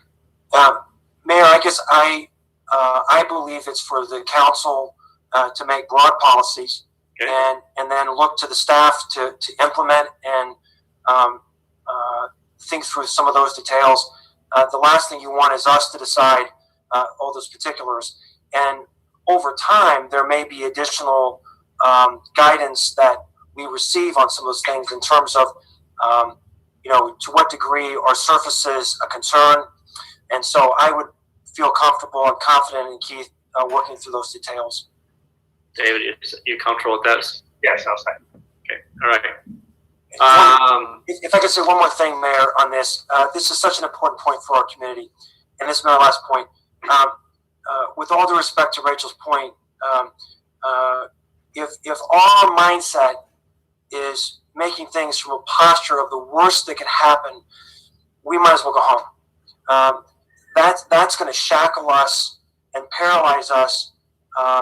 We have to be able to make decisions based on a broad swath of information and best practices. And I don't want to be shackled by that. So I encourage people to, if the governor doesn't open it, it's a moot point.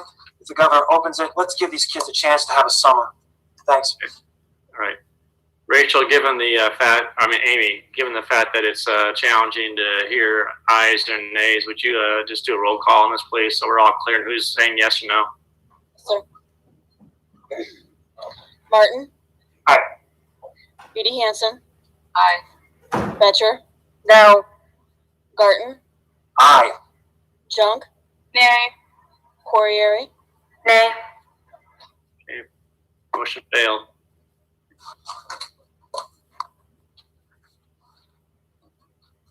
All right, we move on. Just to clarify, point of clarification, where does that leave this? Is it just closed for the entire season now? Is that what mean? Or you enter into, or you have a motion that you delay the motion was to open it up. Yeah.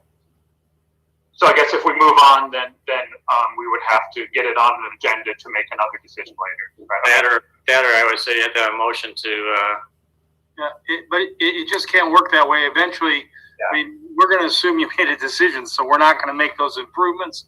We're not going to fill the water. We're not going to start hiring people for Furman, unless you're saying it's a possibility you're going to change your vote now. And we need some definitive answer, or don't give us a definitive answer, I guess. I'd move to direct staff to close the Furman Aquatic Center for the 2020 season. Second. Okay. Any discussion? Amy. All right, Martin, Nay. Edie Hansen, Nay. Betcher, Aye. Garten, Nay.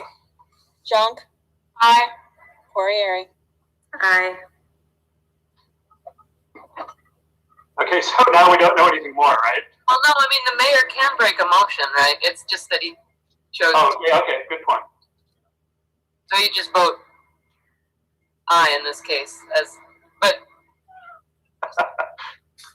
Aye. All right. So 4th of July fireworks. Steve, before you move on to that, do we also need to do the same thing with the wading pool? Oh, it's already taken care of. Oh, I thought you're right. I mean, it was a tie, wasn't it? It tied. I let it die. I would have voted against opening it. So I assume that we probably need to do another motion and actually get that on record. So, you want to close it for the entire year, no matter what? Yeah, I will move that we close the Brookside wading pool for the year. Second. Second. But on this one, I mean, for goodness sake, there's nothing to turning the water on this. This doesn't have any of the logistics that the 3 weeks of effort that Furman does. I mean, are you really going to take a position that's so hardcore that in the event there was an opportunity to open it safely, we wouldn't even give it a shot?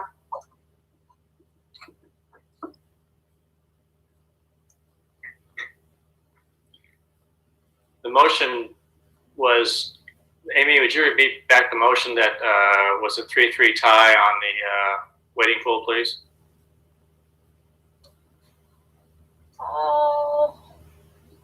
Back to the wading pool. It was by Garten Martin to open the wading pools contingent upon the governor opening wading pools. So it was contingent upon the governor's proclamation if she ever opens it. Okay. And I think my motion was the opposite of that. With no contingency. Keith, can you comment on what the intricacies, staffing might be in terms of opening the wading pool? I mean, let's just say the governor decides in 3 weeks to open it up, that you can wading pools are okay. What's the implications of that? With the wading pool, I know there is a pump that we have to install. Just make sure that everything's running. Generally, it's a day or two for maintenance staff to do that. It's training the staff that's going to be working there on how to fill, add the chlorine, and so on. And then that's a few days of getting the things ready and then training staff. But it's much less than it is for Furman. Oh, much less. I mean, I presumed that was the answer, but I thought let staff make that. All right. Would you prefer us to make a decision on this now, or would you be okay with us waiting to make a decision on that? You're asking me, Rachel? Well, I think we don't want to come back to you. If you want us to open it up when the governor said to, then we could just move ahead. or do you want us to come back so you could vote on it if she allows it? Is it tied to what the governor says? Then you can just tell us that. Why can't we put Brooks, the wading pool, in the same category as the ice arena and the other parks and rec facilities where we're giving staff the discretion to determine what is feasible and most minimal risk? That's good. You might not agree with our conclusions, I guess. I recognize that. I think that's a good question, Amber. All right, there's a motion on the floor and it's been seconded, and that is to close the Brookside wading pool for the summer. Amy, would you please call vote? Sure. Beauty Hansen. Betcher. Aye. Garten. Nay. Junk. Yay. Corriere. Nay. And Martin. Okay, motion failed. I would make a motion that we allow staff to determine whether or not the Brookside wading pool opens sometime this summer based on the guidelines that were approved at the prior council meeting with regards to Second. Thank you. Amy, did you catch that motion? It was seconded by Betcher. Did you catch that motion? Amber, you kind of cut out for a second. Sorry. I caught the gist, sir. Okay, good. All right. All right, go ahead and call for the vote. Betcher. Aye. Garten. Aye. Junk. Aye. Corriere. Aye. Martin. Aye. Beauty Hansen. Aye. Okay, very good.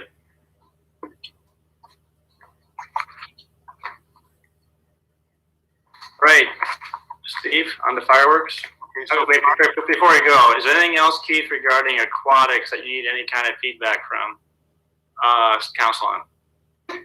No, I don't think so. I think this has all been very helpful, and I appreciate everybody's comments from council as well as the people that called in with their thoughts. So thank you.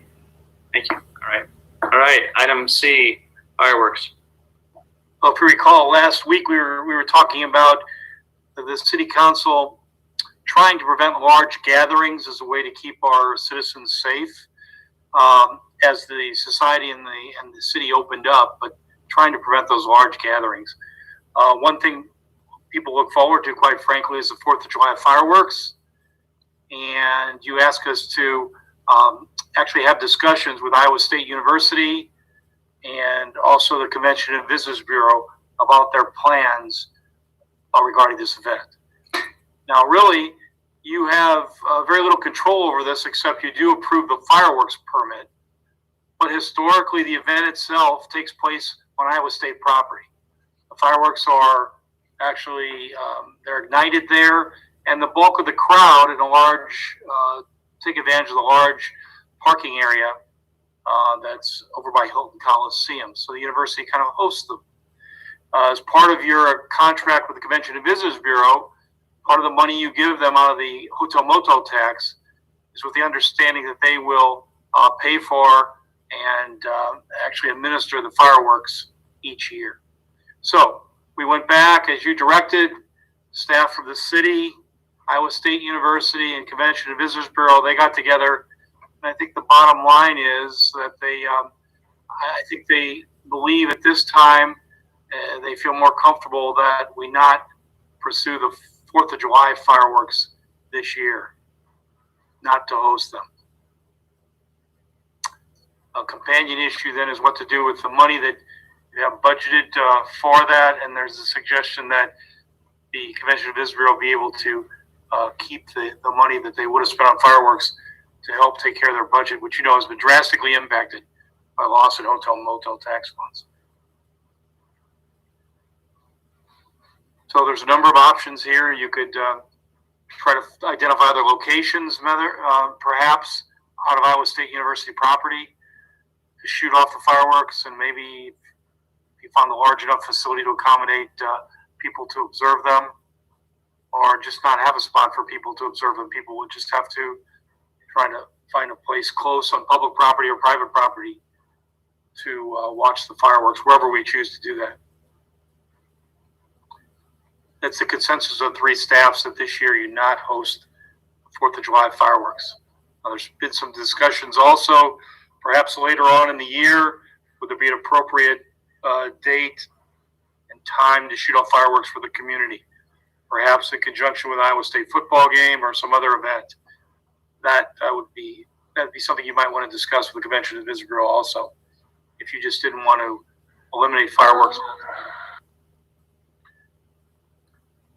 What Steve just mentioned did come up at the ACVB meeting last week.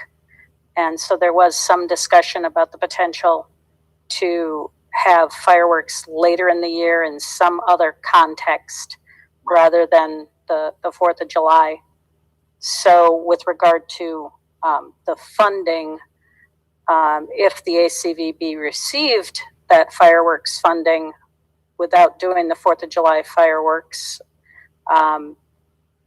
I know that the budget could certainly use that money, but I also think that there may be a question of whether ACVB would not simply go ahead with paying for later fireworks. We didn't make any determination about whether we completely supported that or not. It was just brought up that there would be possibility of other times for those fireworks. You have to put this in the context of the other events you talked about, I believe it was on May 12th, and applying the criteria to that, just like the 4th of July parade. And it was based on that analysis of the criteria that I think the staffs concluded that it would be safer not to have this large gathering.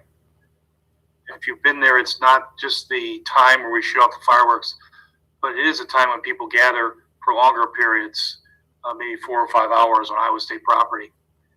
And not everybody stays in their car. It's almost like a large tailgating event. And when I say that, I understand it's difficult for you to say you're going to eliminate the 4th of July fireworks, but I think the staffs try to apply the criteria that you thought were important to guarantee safety of our residents. Other comments? So my family's gone to the fireworks pretty much every year, and I think people generally sit in with their family in lawn chairs. So I don't see the risk in that. And I think if we don't have these fireworks, we're going to have fireworks. It's just a question of whether they're going to be public fireworks or private fireworks.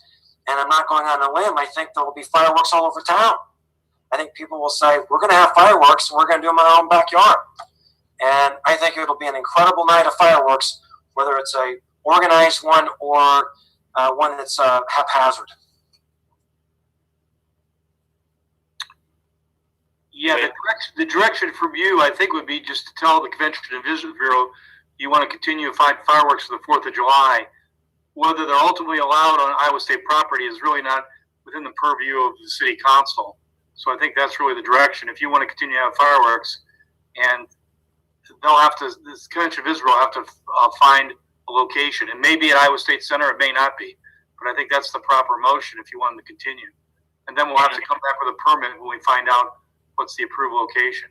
And where are they going to be viewed from in addition? Because if Iowa State decides they don't want them shot off, nor do they want them on the parking on their property, then you're going to have to, that's a logistical issue. You're going to have to leave it up to the Convention and Visitors Bureau, I think, to identify the locations for both the observation and shooting them off, if it's not an option at Iowa State. I mean, there's something to be said for supporting Iowa State's preference to a little, to a small degree. Like if Iowa State, if we know they're not interested, then if we also say no thanks, then we're being supportive of them, as opposed to putting the ball in their court to be the bad guy, so to speak. Right. So I'm somewhat supportive of, of being a good partner with Iowa State in this case, and saying, yeah, we should put it off for this year. Also, because of the extreme lack of funding that I'm sure ACVB and that community grant program is already gonna see, I think conserving those dollars might be wise right now. I think ACVB's feeling is, as Steve has expressed it, they're in agreement with the discussions that were held between the university and the city, and want to ensure that we do everything possible to bring the students back in the fall and not risk endangering people's health by creating a giant gathering, which it seems that Iowa State does not want to police, and which could create more spread of the virus.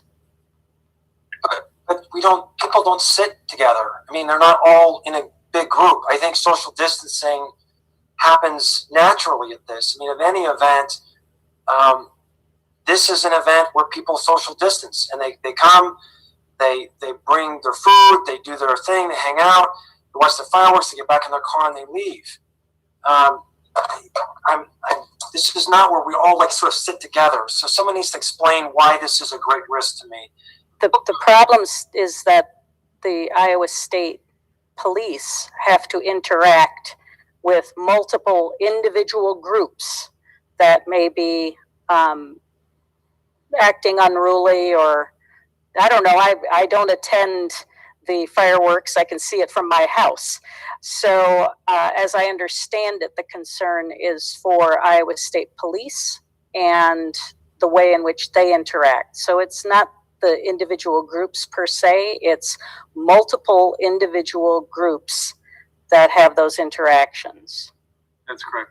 I want to just support what Bronwyn said, and that is every Thursday night, the Story County EM Emergency Management hosts a Zoom call where most of the mayors from Story County get on, supervisors get on, Iowa State, Chief Newton, Aaron Baldwin from Iowa State. And all I can say is I am so proud to serve with all of those individuals. They really are committed to doing this best, and we've had a very unified approach to Story County. And I think that we have really demonstrated a holistic, county-wide, what's best for everybody.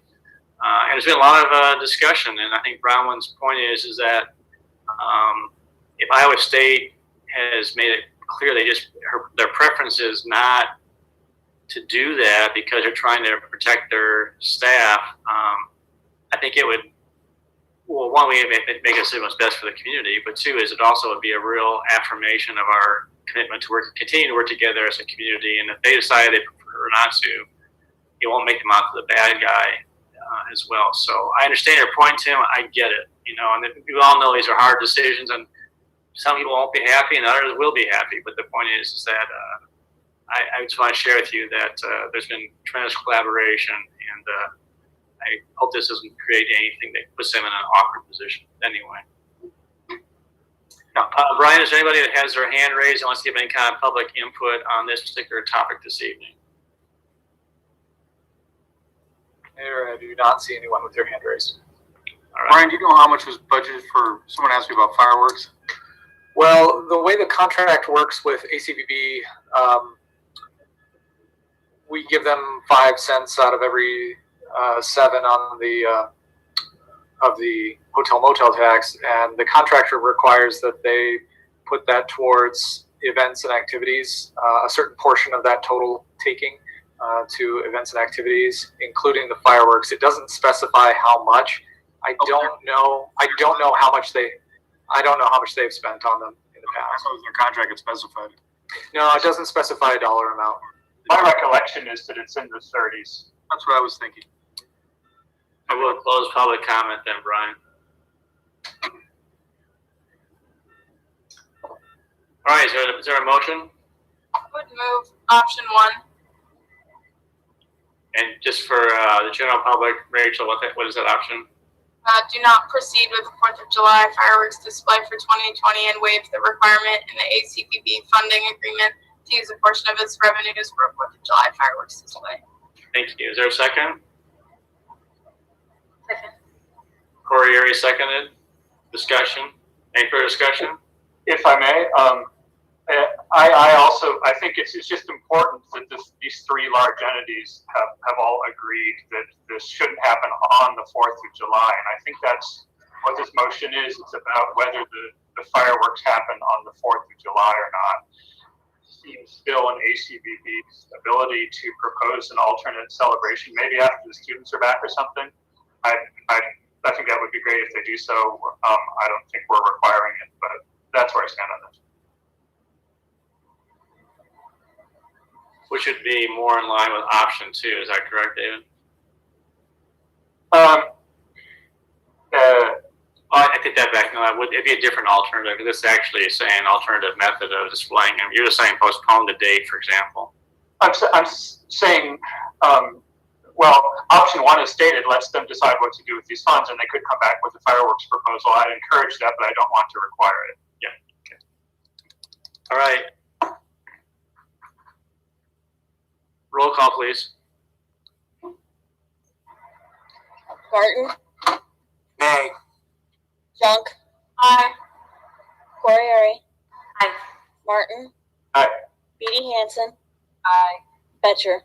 Aye. Okay, motion carried. Thank you. Iowa Games, Steve. Now, we're very fortunate that we host a number of groups for the summer, take advantage of our environment, and we have a lot of visitors in town. One of the biggest events we host is the Iowa Games. You really don't have much control over this event other than they normally utilize our facilities along with facilities from the university, the school, and other entities to allow the events to take place. You'll notice from this has evolved, when we started a few months ago. You'll see traditionally in the council action form or the staff report, the number of facilities, just the city facilities, are used for the Iowa Games. We've also outlined, you'll see almost all those particular programs have been canceled. To date, the event is still planned to come to Ames, but in a far scaled back type of format. The only facility they're asking us to utilize, City of Ames facility, is our disc golf course.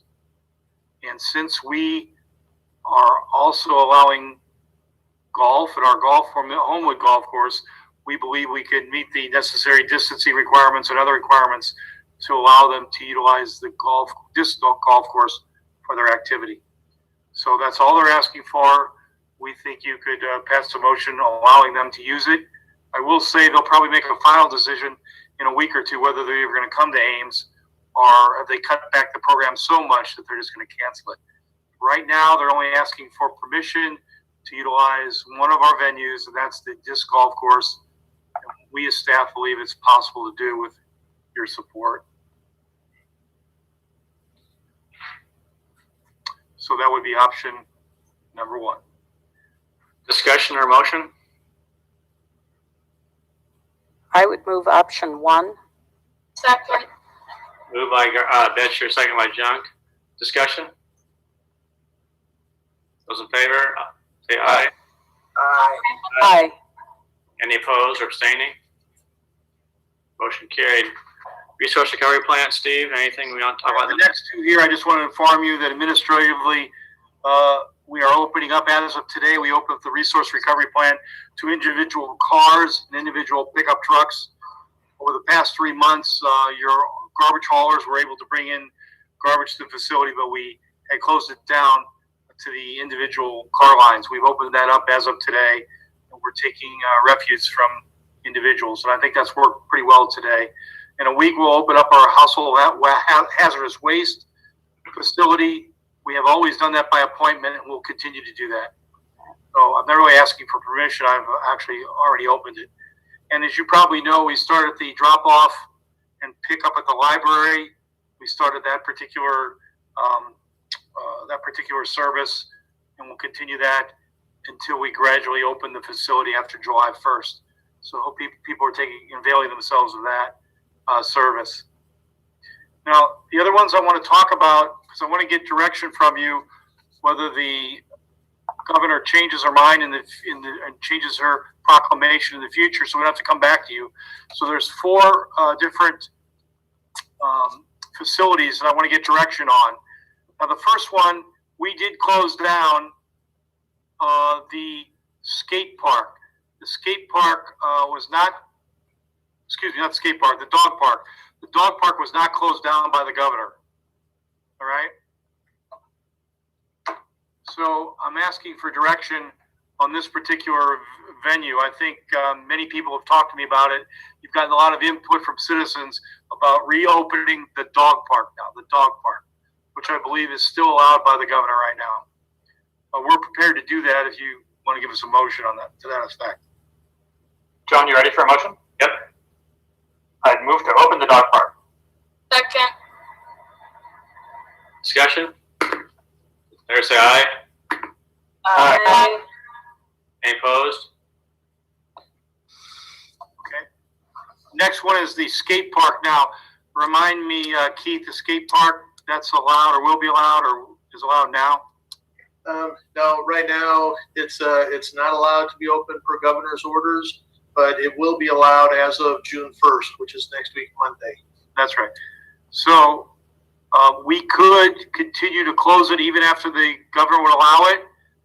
But you're probably getting some feedback on this. So how do you want us to handle that come next Monday? I don't want to come back to the council from this. Do you want to go along with what the governor says, or do you want to stay more conservative and keep it closed? This is a skate park now. People are already using it. Yeah, exactly. The skate park is closed to the public right now. Yes, but people are already using it. I'm sure people are using playground equipment and other things, so they're not, it's closed to the public. I guess the question is from a policy standpoint, Steve, you have playground equipment, which is being opened up in a few days, skate park, ice rink. Do you want council direction from council in terms of as the governor opens up recreational facilities, as a previous motion was made, to give you direction so you're not having to come back to council? You can do all four at once, or if you feel that you want to handle one differently than the others. Quite frankly, the playgrounds, the dog park, and the skate park could be opened up immediately. We can support opening the ice arena, but you might have to give us enough time to get it staffed and things in place, right, Keith? Yeah. So just one thing, at the May 12th meeting, council did give authority to staff to open up the ice arena. So you've already made that motion, and I would just say we have been working with user groups, and we're hoping to have the ice arena. It can be opened as of June 1st with the governor's orders, and we're hoping that maybe even by the following weekend we could maybe start hosting some rentals. So we are working through that. So you've already made that motion.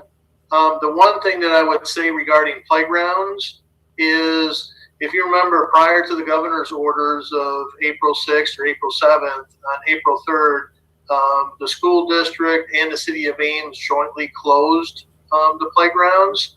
So I think if we're going to open, I think we need to have conversation with the school district and jointly open, the playgrounds again. So I guess I would caution just to make that decision, because we did it together to close, that we should have that conversation and open together as well.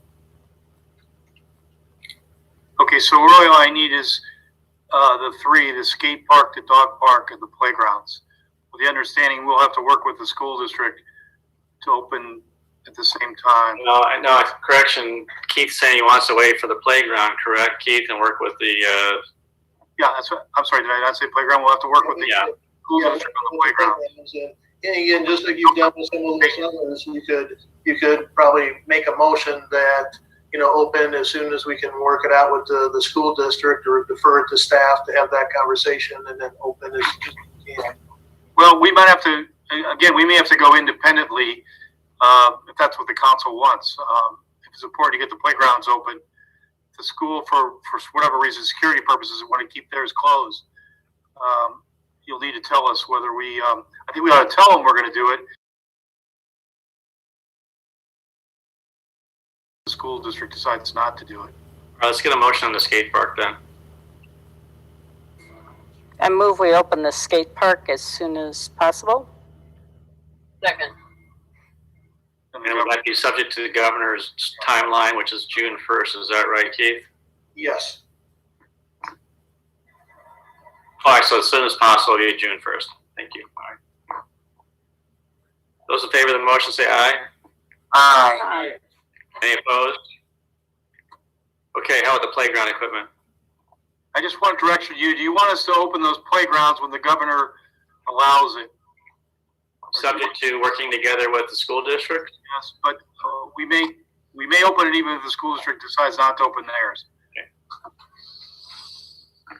You don't want us to be more conservative then, even if the governor allows it, you don't want us to keep the playgrounds closed. That's what I want to make sure you agree with.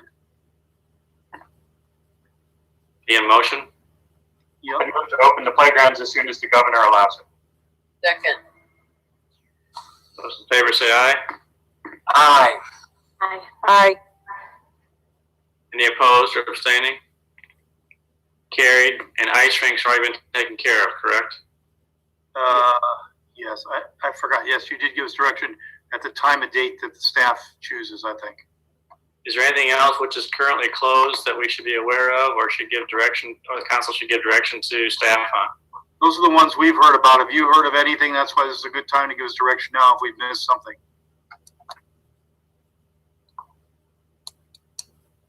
Okay. So just to clarify, Keith, are you? I'm interested in the ice arena being open. There are tons of people who use this.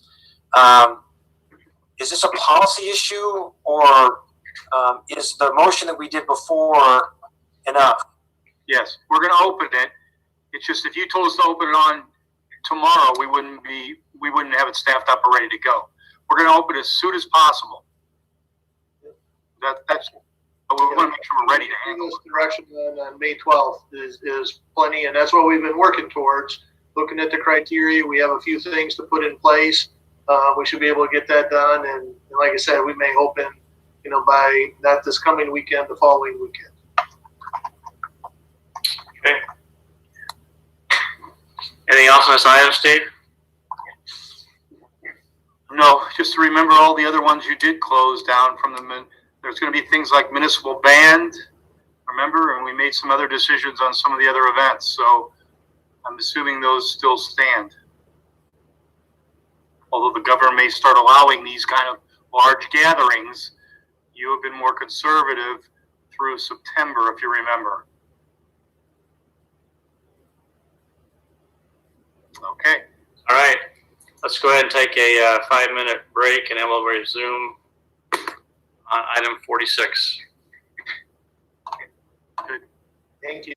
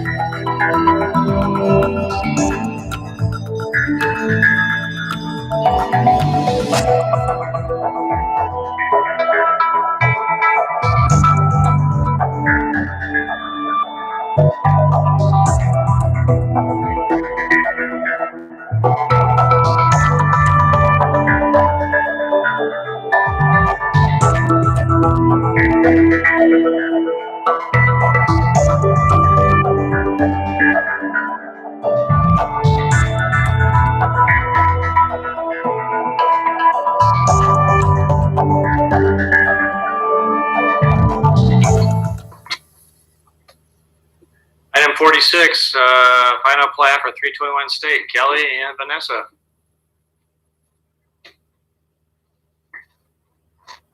Kelly, we're not getting your audio.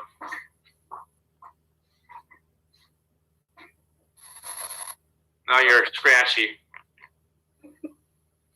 Vanessa muted him. Justin Moore is also on the line. There you go. Now you're on, Kelly. Okay. All right. Really, we're just presenting the final plat. It's consistent with the preliminary plat, and if there's questions, that's really what staff wants to answer.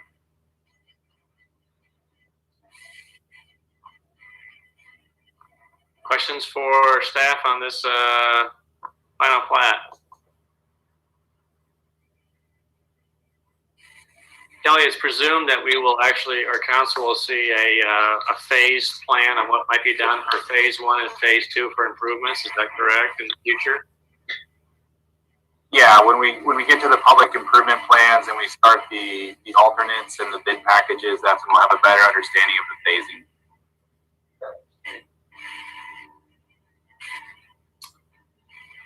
All right. We'll open up public comment. Is there anyone, Brian, that you see that has their hand raised that wants to offer any input on this item? Mayor, I do not see anyone with their hand raised. Okay. Seeing none, council, entertain a motion on resolution approving final plat for 321 State Avenue, unless you have any other questions, reservations. Move approval. Second. That's your seconded. Thank you. Discussion. Roll call. Junk. Aye. Corriere. Aye. Martin. Aye. Beatty Hansen. Aye. Betcher. Aye. Garten. Aye. Thank you. Item 47, minor amendment to urban bridge plan for 831 East Riverside Road, Bishop Farms. Kelly, any comments or input on this? Nothing really new. I just wanted to make sure we did talk with Story County over the weekend, and it's possible the boundary could be reduced through the board supervisor's review, but it would not be an enlargement of the request. And I assured them that the city would be fine with any change that's 15 acres or less based on the application that we've seen for this. Okay. Questions for staff? Open up public comment. Brian, anyone that wants to address council on this topic? No, there are not, Mayor. Okay, hearing none, I entertain a motion on resolution approving minor amendment to urban fringe plan land use framework map for land addressed as 831 East Riverside Road, Bishop Farms. Move resolution. Corriere moved. Second. Betcher seconded. Discussion? Roll call. Corriere. Aye. Martin. Aye. Beatty Hansen. Aye. Betcher. Aye. Garten. Aye. Junk. Aye. Thank you. Thank you, Kelly. Moving on to item 48. Council, you had Mr. Com's staff's report. Do you have any questions for Mr. Com on this topic?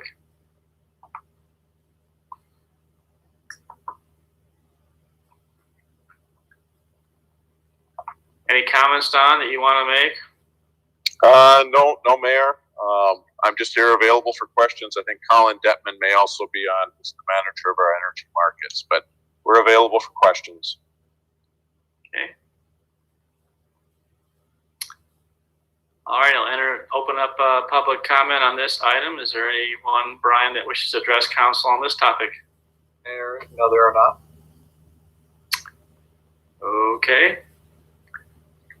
Hearing no questions or comments, entertain a motion on resolution awarding a 3-year contract to MCG Energy Solutions LLC of Minneapolis, Minnesota for Mid-Continent Independent System Operator, also known as MISO, market participation services software in the amount of $328,476.75. Is there a motion? So So moved. Second. Garten moved, Corey Area seconded, is that right, or Fetcher? Yeah, me. Corey Area seconded, all right. Roll call? Martin, Aye. Dee Hansen, Aye. Betcher, Aye. Barton, Aye. Junk, Aye. Corey. Aye. Very good, thank you. Thank you. All right, under item 49, hearing on the power plant boiler maintenance service contract unit 7 and 8. Don, any comments on this? Really, with this one, Mayor, all we're doing is reporting bids at this time and asking to delay award while we continue to examine and find the best one for us. Okay. Any questions for staff? Hearing none, I declare the public hearing on power plant boiler maintenance service contract units number 7 and 8 to be open. Brian, is there anybody who's indicated an interest to address council on this item? Mayor, there is not. All right, I declare the public hearing to be closed. I entertain a motion accepting the reported bids and delay of award. Move alternative 1. Second. Garten and Betcher. Those in favor of the motion say aye. Aye. Aye. Aye. Any opposed or abstaining? Motion carried, thank you. Moving on to item number 50, hearing on the 2020-2021 Airport Improvement Program, Electrical Vault and Lighting Project. That's John Joyner, is he in, who's involved with that project, Steve? Yeah, John is. Any questions? Any questions for staff? Hearing none, declare the public hearing on 2020-2021 Airport Improvement Program, Electrical Vault and Lighting Project to be open. Is there anyone, Brian, that wants to address council? No, there is not, Mayor.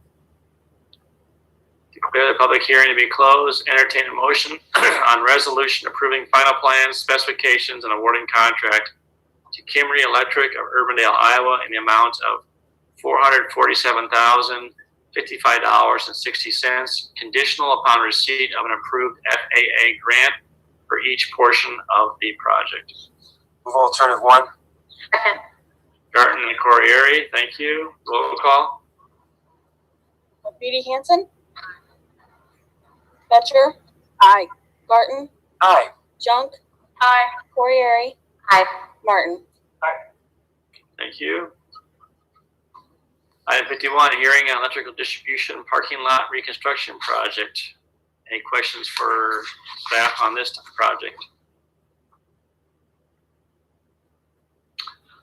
Seeing none, hearing none, I declare the public hearing on electric distribution parking lot reconstruction project to be open. Brian, is there anybody who wants to address council on this topic? Mayor, there is not. Declare the public hearing to be closed. Entertain motion and resolution approving final plans, specifications, and awarding contract to Construct Inc. of Ames, Iowa in the amount of $218,003.80. So moved. Second. Betcher with a second by Junk. Thank you. Roll call. Betcher, Aye. Barton, Aye. Junk, Aye. Corey. Aye. Martin. Aye. Dee Hansen. Aye. Thank you. Item 52, hearing on final amendments of fiscal year 2019-2020. Dwayne and Steve. Yeah, Dwayne's here to present it. Okay, my name is showing, but Nancy and I are both sharing the same screen. So, any questions you have for either one of us. This was the same information that we presented at the meeting in April. This reflects the final budget amendments to the FY19-20 budget. There was a fair amount of revenue reductions related to COVID, which I think we've laid out pretty well in the council action form. And we actually had, but did not discuss it at the last meeting. Some of these, obviously that it's our best estimate. The ones where we have services closed, that's a little bit more known. But we've also made adjustments to expenses that in most cases will offset those revenue reductions, at least in the short term for the rest of this fiscal year. So any specific questions on some of the amendments? Questions for Dwayne or Nancy?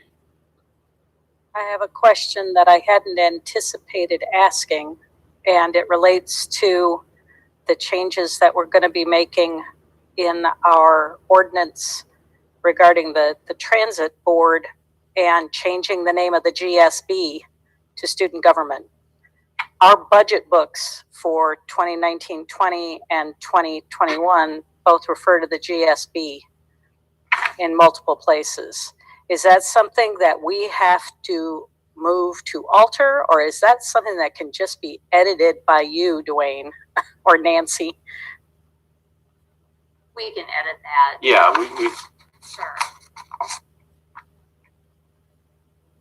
we're just wrapping up that book anyway. Yes, things like that, the name changes, they might sometimes not make it till the next year, depending on the timing. Yeah, we can So Just we occurred can to do- me we were making that change tonight in the ordinance, and so I was Yeah. looking for it elsewhere. Yeah, obviously you adopted the budget back in March, well prior to this, so that's when that wording was in there. Yeah, the title's been longer than that though. What's that? That's okay. We should, if you haven't printed the budget, we can change it, right? Yes, absolutely. I just think we should be consistent.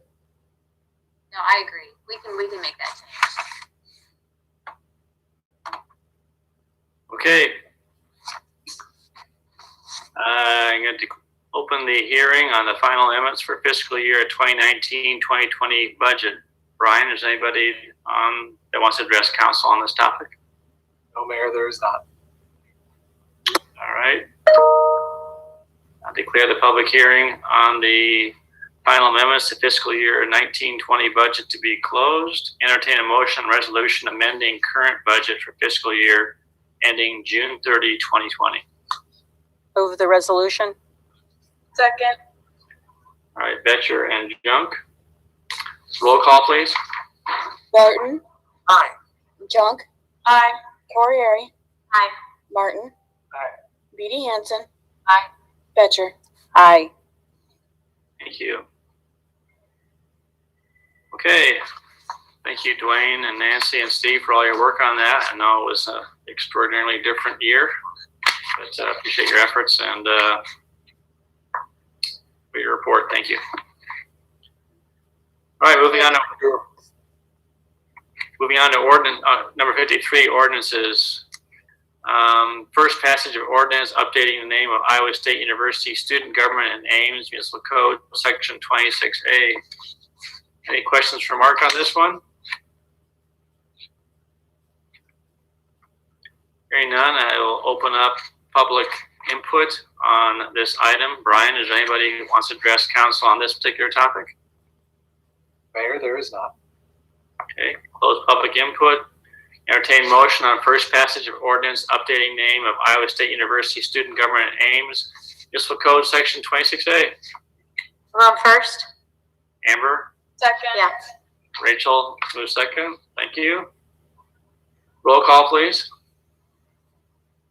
Junk. Aye. Corriere. Aye. Martin. Aye. Beatty Hansen. Aye. Betcher. Aye. Garten. Aye. All right. Item 54, second passage of ordinance relating to trash and recycling collection areas in commercial area. Entertain a motion. Move on second. Amber, Second. Gloria, second. Thank you. Roll call. Corriere, Aye. Martin, Aye. Judy Hansen, Aye. Betcher, Aye. Garten, Aye. Junk. Aye. Item 55, entertain motion on second passage of ordinance extending industrial tax exemption ordinance until 2030. Move on second. Garten, Second. Fletcher, thank you. Roll call. Martin. Aye. Judy Hansen, Aye. Betcher, Aye. Garten, Aye. Jung, Aye. Corriere. Sorry. Aye. Thank you. Item 86, entertain motion on third passage and adoption of ordinance number 4412 relating to the industrial use parking requirement. Move on third. Garten, Second. Betcher on second, thank you. Roll call. Judy Hansen, Aye. Betcher, Aye. Garten, Aye. Junk, Aye. Corriere, Aye. Martin. Thank you. All right, moving on to disposition of communications to council. We have eight different items. First is memo from Damien regarding response to inquiry about safety concerns at the intersection of 6th Street and Northwestern Avenue. So there's first two memos here were memos from the traffic engineer outlining what his program of work will be to follow up on these requests. So I think he's prepared with a motion from you to move ahead with the traffic studies he described in his memo. First for the 6th Street Northwestern, you might want to give a motion to authorize him to spend staff time to initiate those studies. If you agree. If you don't agree, you won't pass a motion. Could you repeat that? I'm not sure I understood that part. Oh my gosh. It's a long night. If you want him to initiate that study at 6 and Northwestern, you would authorize, pass a motion to tell him to do it, or tell us not to spend time on this project right now. To initiate the study. Motion to? Initiate the study. Second. Or is that a motion? Yeah, motion, David? Yes, it was. I'll second. Sorry, you cut out a little bit there. All right. So the motion is to initiate it now or to initiate it in September or October? As described, initiate it as he's suggesting. So there's timing on certain things. So it's in conjunction with his recommendations. That's a good point. Correct. That's what I intended. Thank you. It's as outlined in his reports. He'll initiate it. Those in favor of the motion say aye. Aye. Any opposed or abstaining? Okay. Second item is also regarding a traffic study and other things contained in this memo. Same thing. You want to initiate the study as outlined in his report. Speaks to a number of issues that have been raised by Mr. Poorman. I don't know if you read that through. Motion in favor or against? Can we do this in one motion, Steve, while you understand what to do? Yes. I would move to initiate the studies as described in the staff report. I'll second. All right, moved by Martin, seconded by Beatty Hansen. Those in favor of the motion say aye. Aye. Aye. Opposed? Carried. Next, we got a letter from Drew Camp regarding waiving parking meter fees and fines in downtown and campus town from May 28th to June 1st.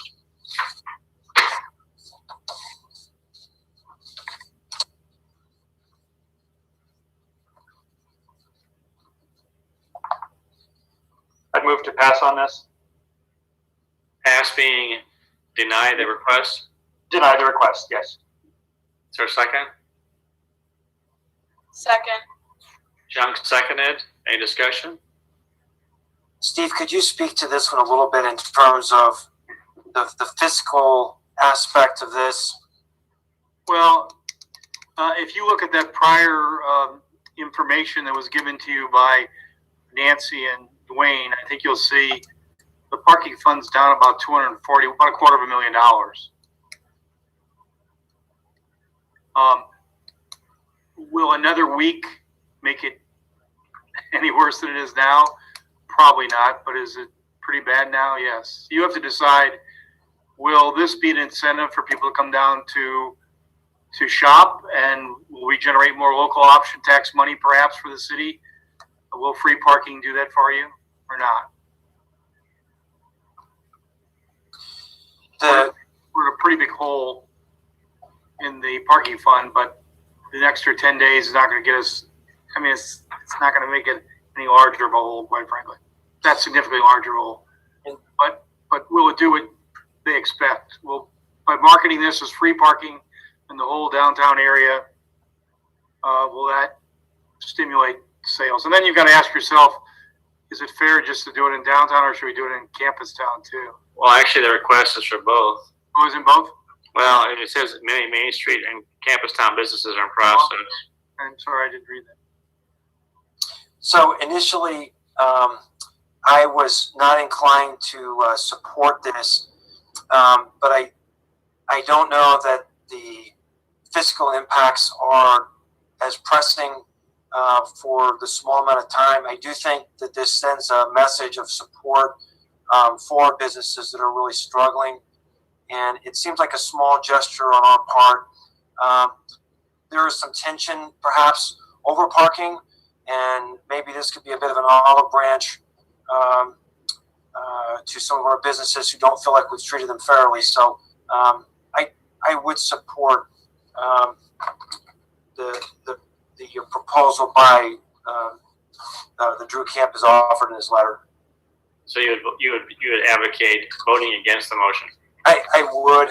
I'm going to be a fiscal hawk in most situations, but I think in this situation there are other considerations to balance. Yeah, I agree there are, and for me, this is, I think it's unhealthy to be using the parking system as sort of an incentive and disincentive system for people based on their requests and our responses to it. I'd rather just be consistent as we can.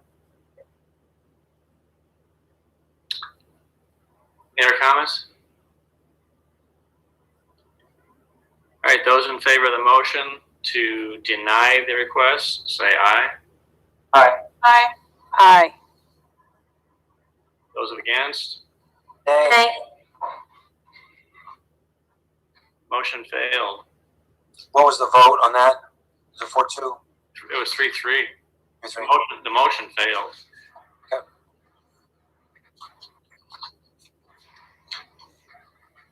I think it was 4-2. Pardon me? I do too. I thought it was 4-2. I think it was a 4-2 vote. I'm sorry. Would you? All right. So this, Amy, do a roll call, please, again on that vote. I'm sorry. I'm people are breaking up a little bit. I'm sorry. My bad. Fine, Betcher? Aye. This is for the motion to deny the request. Yeah, aye. Garten? Nay. Junk? Aye. Corriere? Nay. Martin? Aye. Beatty Hansen?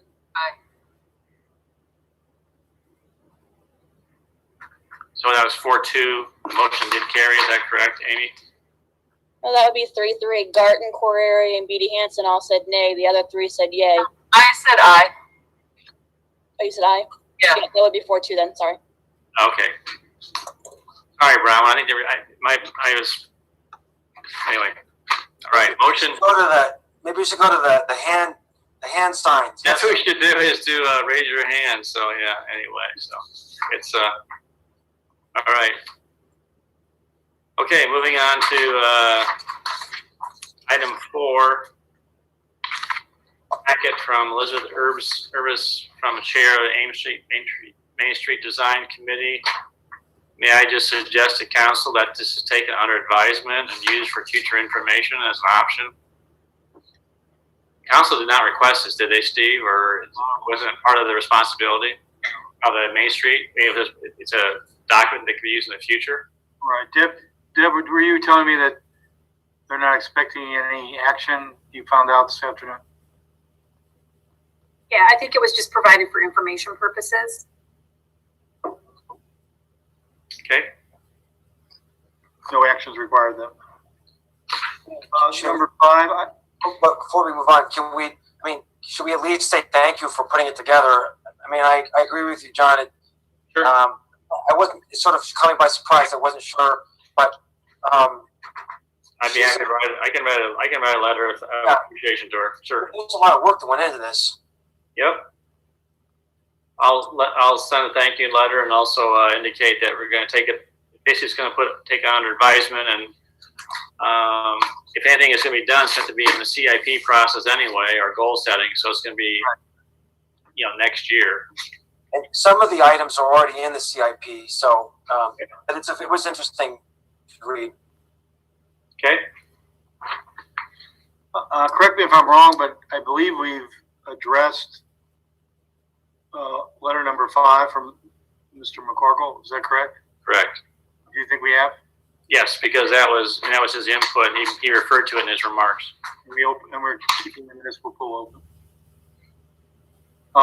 And then I believe the next 2 deal with changes in fringe plan. I'd like you to refer that to Kelly for a memo, both those, if you would, both 6 and 7. Yeah, if you want to, excuse me. I think Kelly can give you some more information.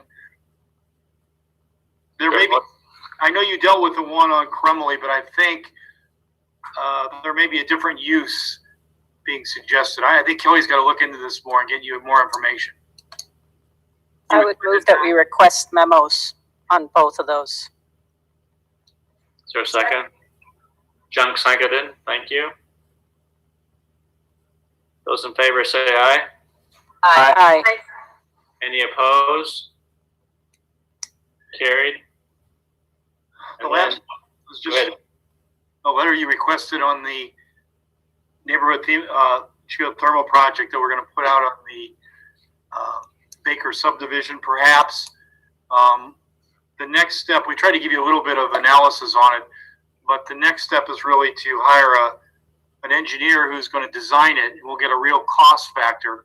And we have to make a decision then. We'll be able to give you estimated paybacks and things like that. And we need to get you that first to see if you want to commit to that before we start putting out the public infrastructure for 321 State. Because if we don't go the geothermal, we'll have to change the infrastructure a tad bit. So we hope to move ahead getting a design engineer in place in the next month for this. And then we'll get you better data. He tried to estimate as best as he could based on, I believe, an estimate about 250,000, I think, or 300,000 for the geothermal system. If it comes in at 700,000, it's bid out there and may make it cost prohibitive, or the benefits don't exceed the cost. So I think what we're trying to emphasize here, we're trying to develop a pilot project. It's never been tried before. I don't know if very many cities have tried this before. In a subdivision, to have not individual heating and cooling units, but think of it as a one single unit that serves them all. And it's kind of an exciting project, but it's an experiment. It may prove that the numbers don't justify doing this and replicating this throughout private sector developments in the city. Since we're the developer in this case, it gives us a unique opportunity, because we also own the electric utility, to try this project out. Our goal is to try to get something so the residents will get some savings in their utility bills, but primarily the reason we're doing it for the electric utility, it could reduce our electric footprint, our footprint, our carbon footprint. So that's the benefit to the electric utility. It appears that these are going to be long payoffs. They're very difficult for individuals to pay upfront costs and try to get a payback, a quick return on these, but the electric utility would be paying for the upfront cost, and it could be over 27 years of payback. That's a long time. If that's the case, we probably can't replicate this with our own cash flow needs in the electric utility in the future. But we want to try and experiment. You want us to be on the cutting edge and try things. So with this comes a lot of risk. We may fail, but we want to try it. And fail means that the benefits don't exceed the cost as much as we are anticipating. There are 2 different cost benefit ratios. One is the cost to put the system in, and secondly is because we're having LMI individuals who are going to be owning this property, making sure that they have equal or lower monthly costs for operations. So would that be part and parcel of this next the pilot project? Yeah, they'll try to estimate that too. Yeah, as I said before, there's the two goals: to get them, the property owner, to have, I think, lower utility costs, certainly not greater, but for us, it's to lower our carbon footprint, meaning the electric utility. Is that a long-term strategy? We'll have to see. So there's another step in here before we commit to this process. There's this project. But we got to get this done, this analysis, before we take bids on the infrastructure, which is going to be in July or August, I think. So we have time to get our consultant in and get some design engineering work done. So Steve, absent any other direction, you would just proceed with that analysis and then come back to us at some point? That's right. Unless what you see today, you're saying, I don't want you to deal with this. City staff, get out of this. Get a traditional subdivision. If you're willing to take another step, which will be a cost of an engineer, there's some cost involved with the electric utility. Taking one more step. Their motion? Well, you don't need a motion. Or just, or none, or just. For your information, I'm telling you what the next step will be. No actions required, unless you want to tell us to stop. A motion would be in order. I think this is a fantastic project. Once again, the city of Ames has an opportunity to take a leadership role in doing something innovative that, if it's successful, will prove as a model for other communities around the country. So, pretty excited about this. I wish the project well. I hope it goes smoothly. We'll see. Okay, hearing no motion, we'll move on to council comments. Rachel, how are you tonight? Good. I just wanted to thank everyone who gave us input on all of these decisions that we've had to be making. It's very difficult, and we definitely read through all of the emails, other input that we received, and it was not an easy decision, but I'm thankful that the community gave us a lot of input to consider. Thank you. Anything else? Okay, David? Nothing tonight, thank you. Nicole? No comments tonight. Thank you. Tim? Tonight's a hard meeting. Some of these meetings are easy, some are hard, and we had a very healthy discussion, and people took different positions, and we respect those positions, and we move on to the next day. But I think there's value in having robust discussion. I think we demonstrated that. I think we demonstrated that with a high degree of civility. So appreciate the way in which we're doing things. Thank you. Thank you. Amber? Nothing for me. Robin? Nothing for me. Gloria? I would second what Rachel said about thanking everyone for their input. I hope that people will be finding ways to enjoy the outdoors without Furman being open. I know that's going to be difficult for some. I did want to give all of you information about the National League of Cities Summer Leadership Summit.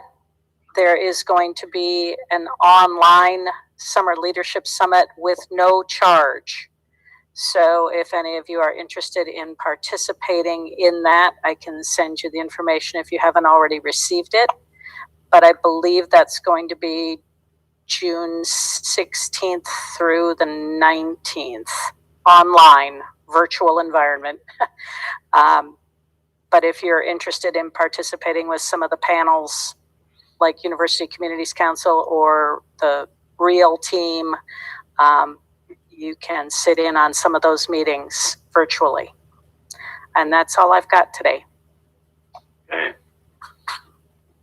I would just add to what has been said, and I also agree with Tim that these conversations and decisions are not easy to make. And I think everyone knows that council would like nothing better than to have everything just returned back to normal. There's no question about that. It continues to give me great pride to serve with all of you on council. And I know we don't always agree, but the point is that I think it's a healthy environment, and I wish we had a playbook, and I think that as staff has pointed out, not everyone's going to agree with all of our decisions, which way it is, one way or the other. But the point is I trust that the Ames community understands that this council is passionate about doing the right thing for the entire Ames community, and also how it's going to affect staff and the partnerships that we have with Iowa State University and with the county and the surrounding communities as well too. So continue to think the best of one another, and we're going to continue to move forward, and I trust we're going to come out on the backside looking a lot better and a lot stronger than what we are going into it as well. But we all know attitude is 90% of it, you know. And so while I know council is resolute in that once the decision's made, we're going to support it and we're going to move on, you know. And we may not have gotten the way we wanted to, but that's what we're going to do. And everyone was heard, and I think we came to decisions that, while all hard, I think we believe it's best, but that's what we've been called to do. So anyway, thank you very much, and we are off next week. So we'll see you all in 2 weeks, and I entertain a motion to adjourn. Move to adjourn. All right, we are adjourned. Thank you, everybody. Good night, everyone.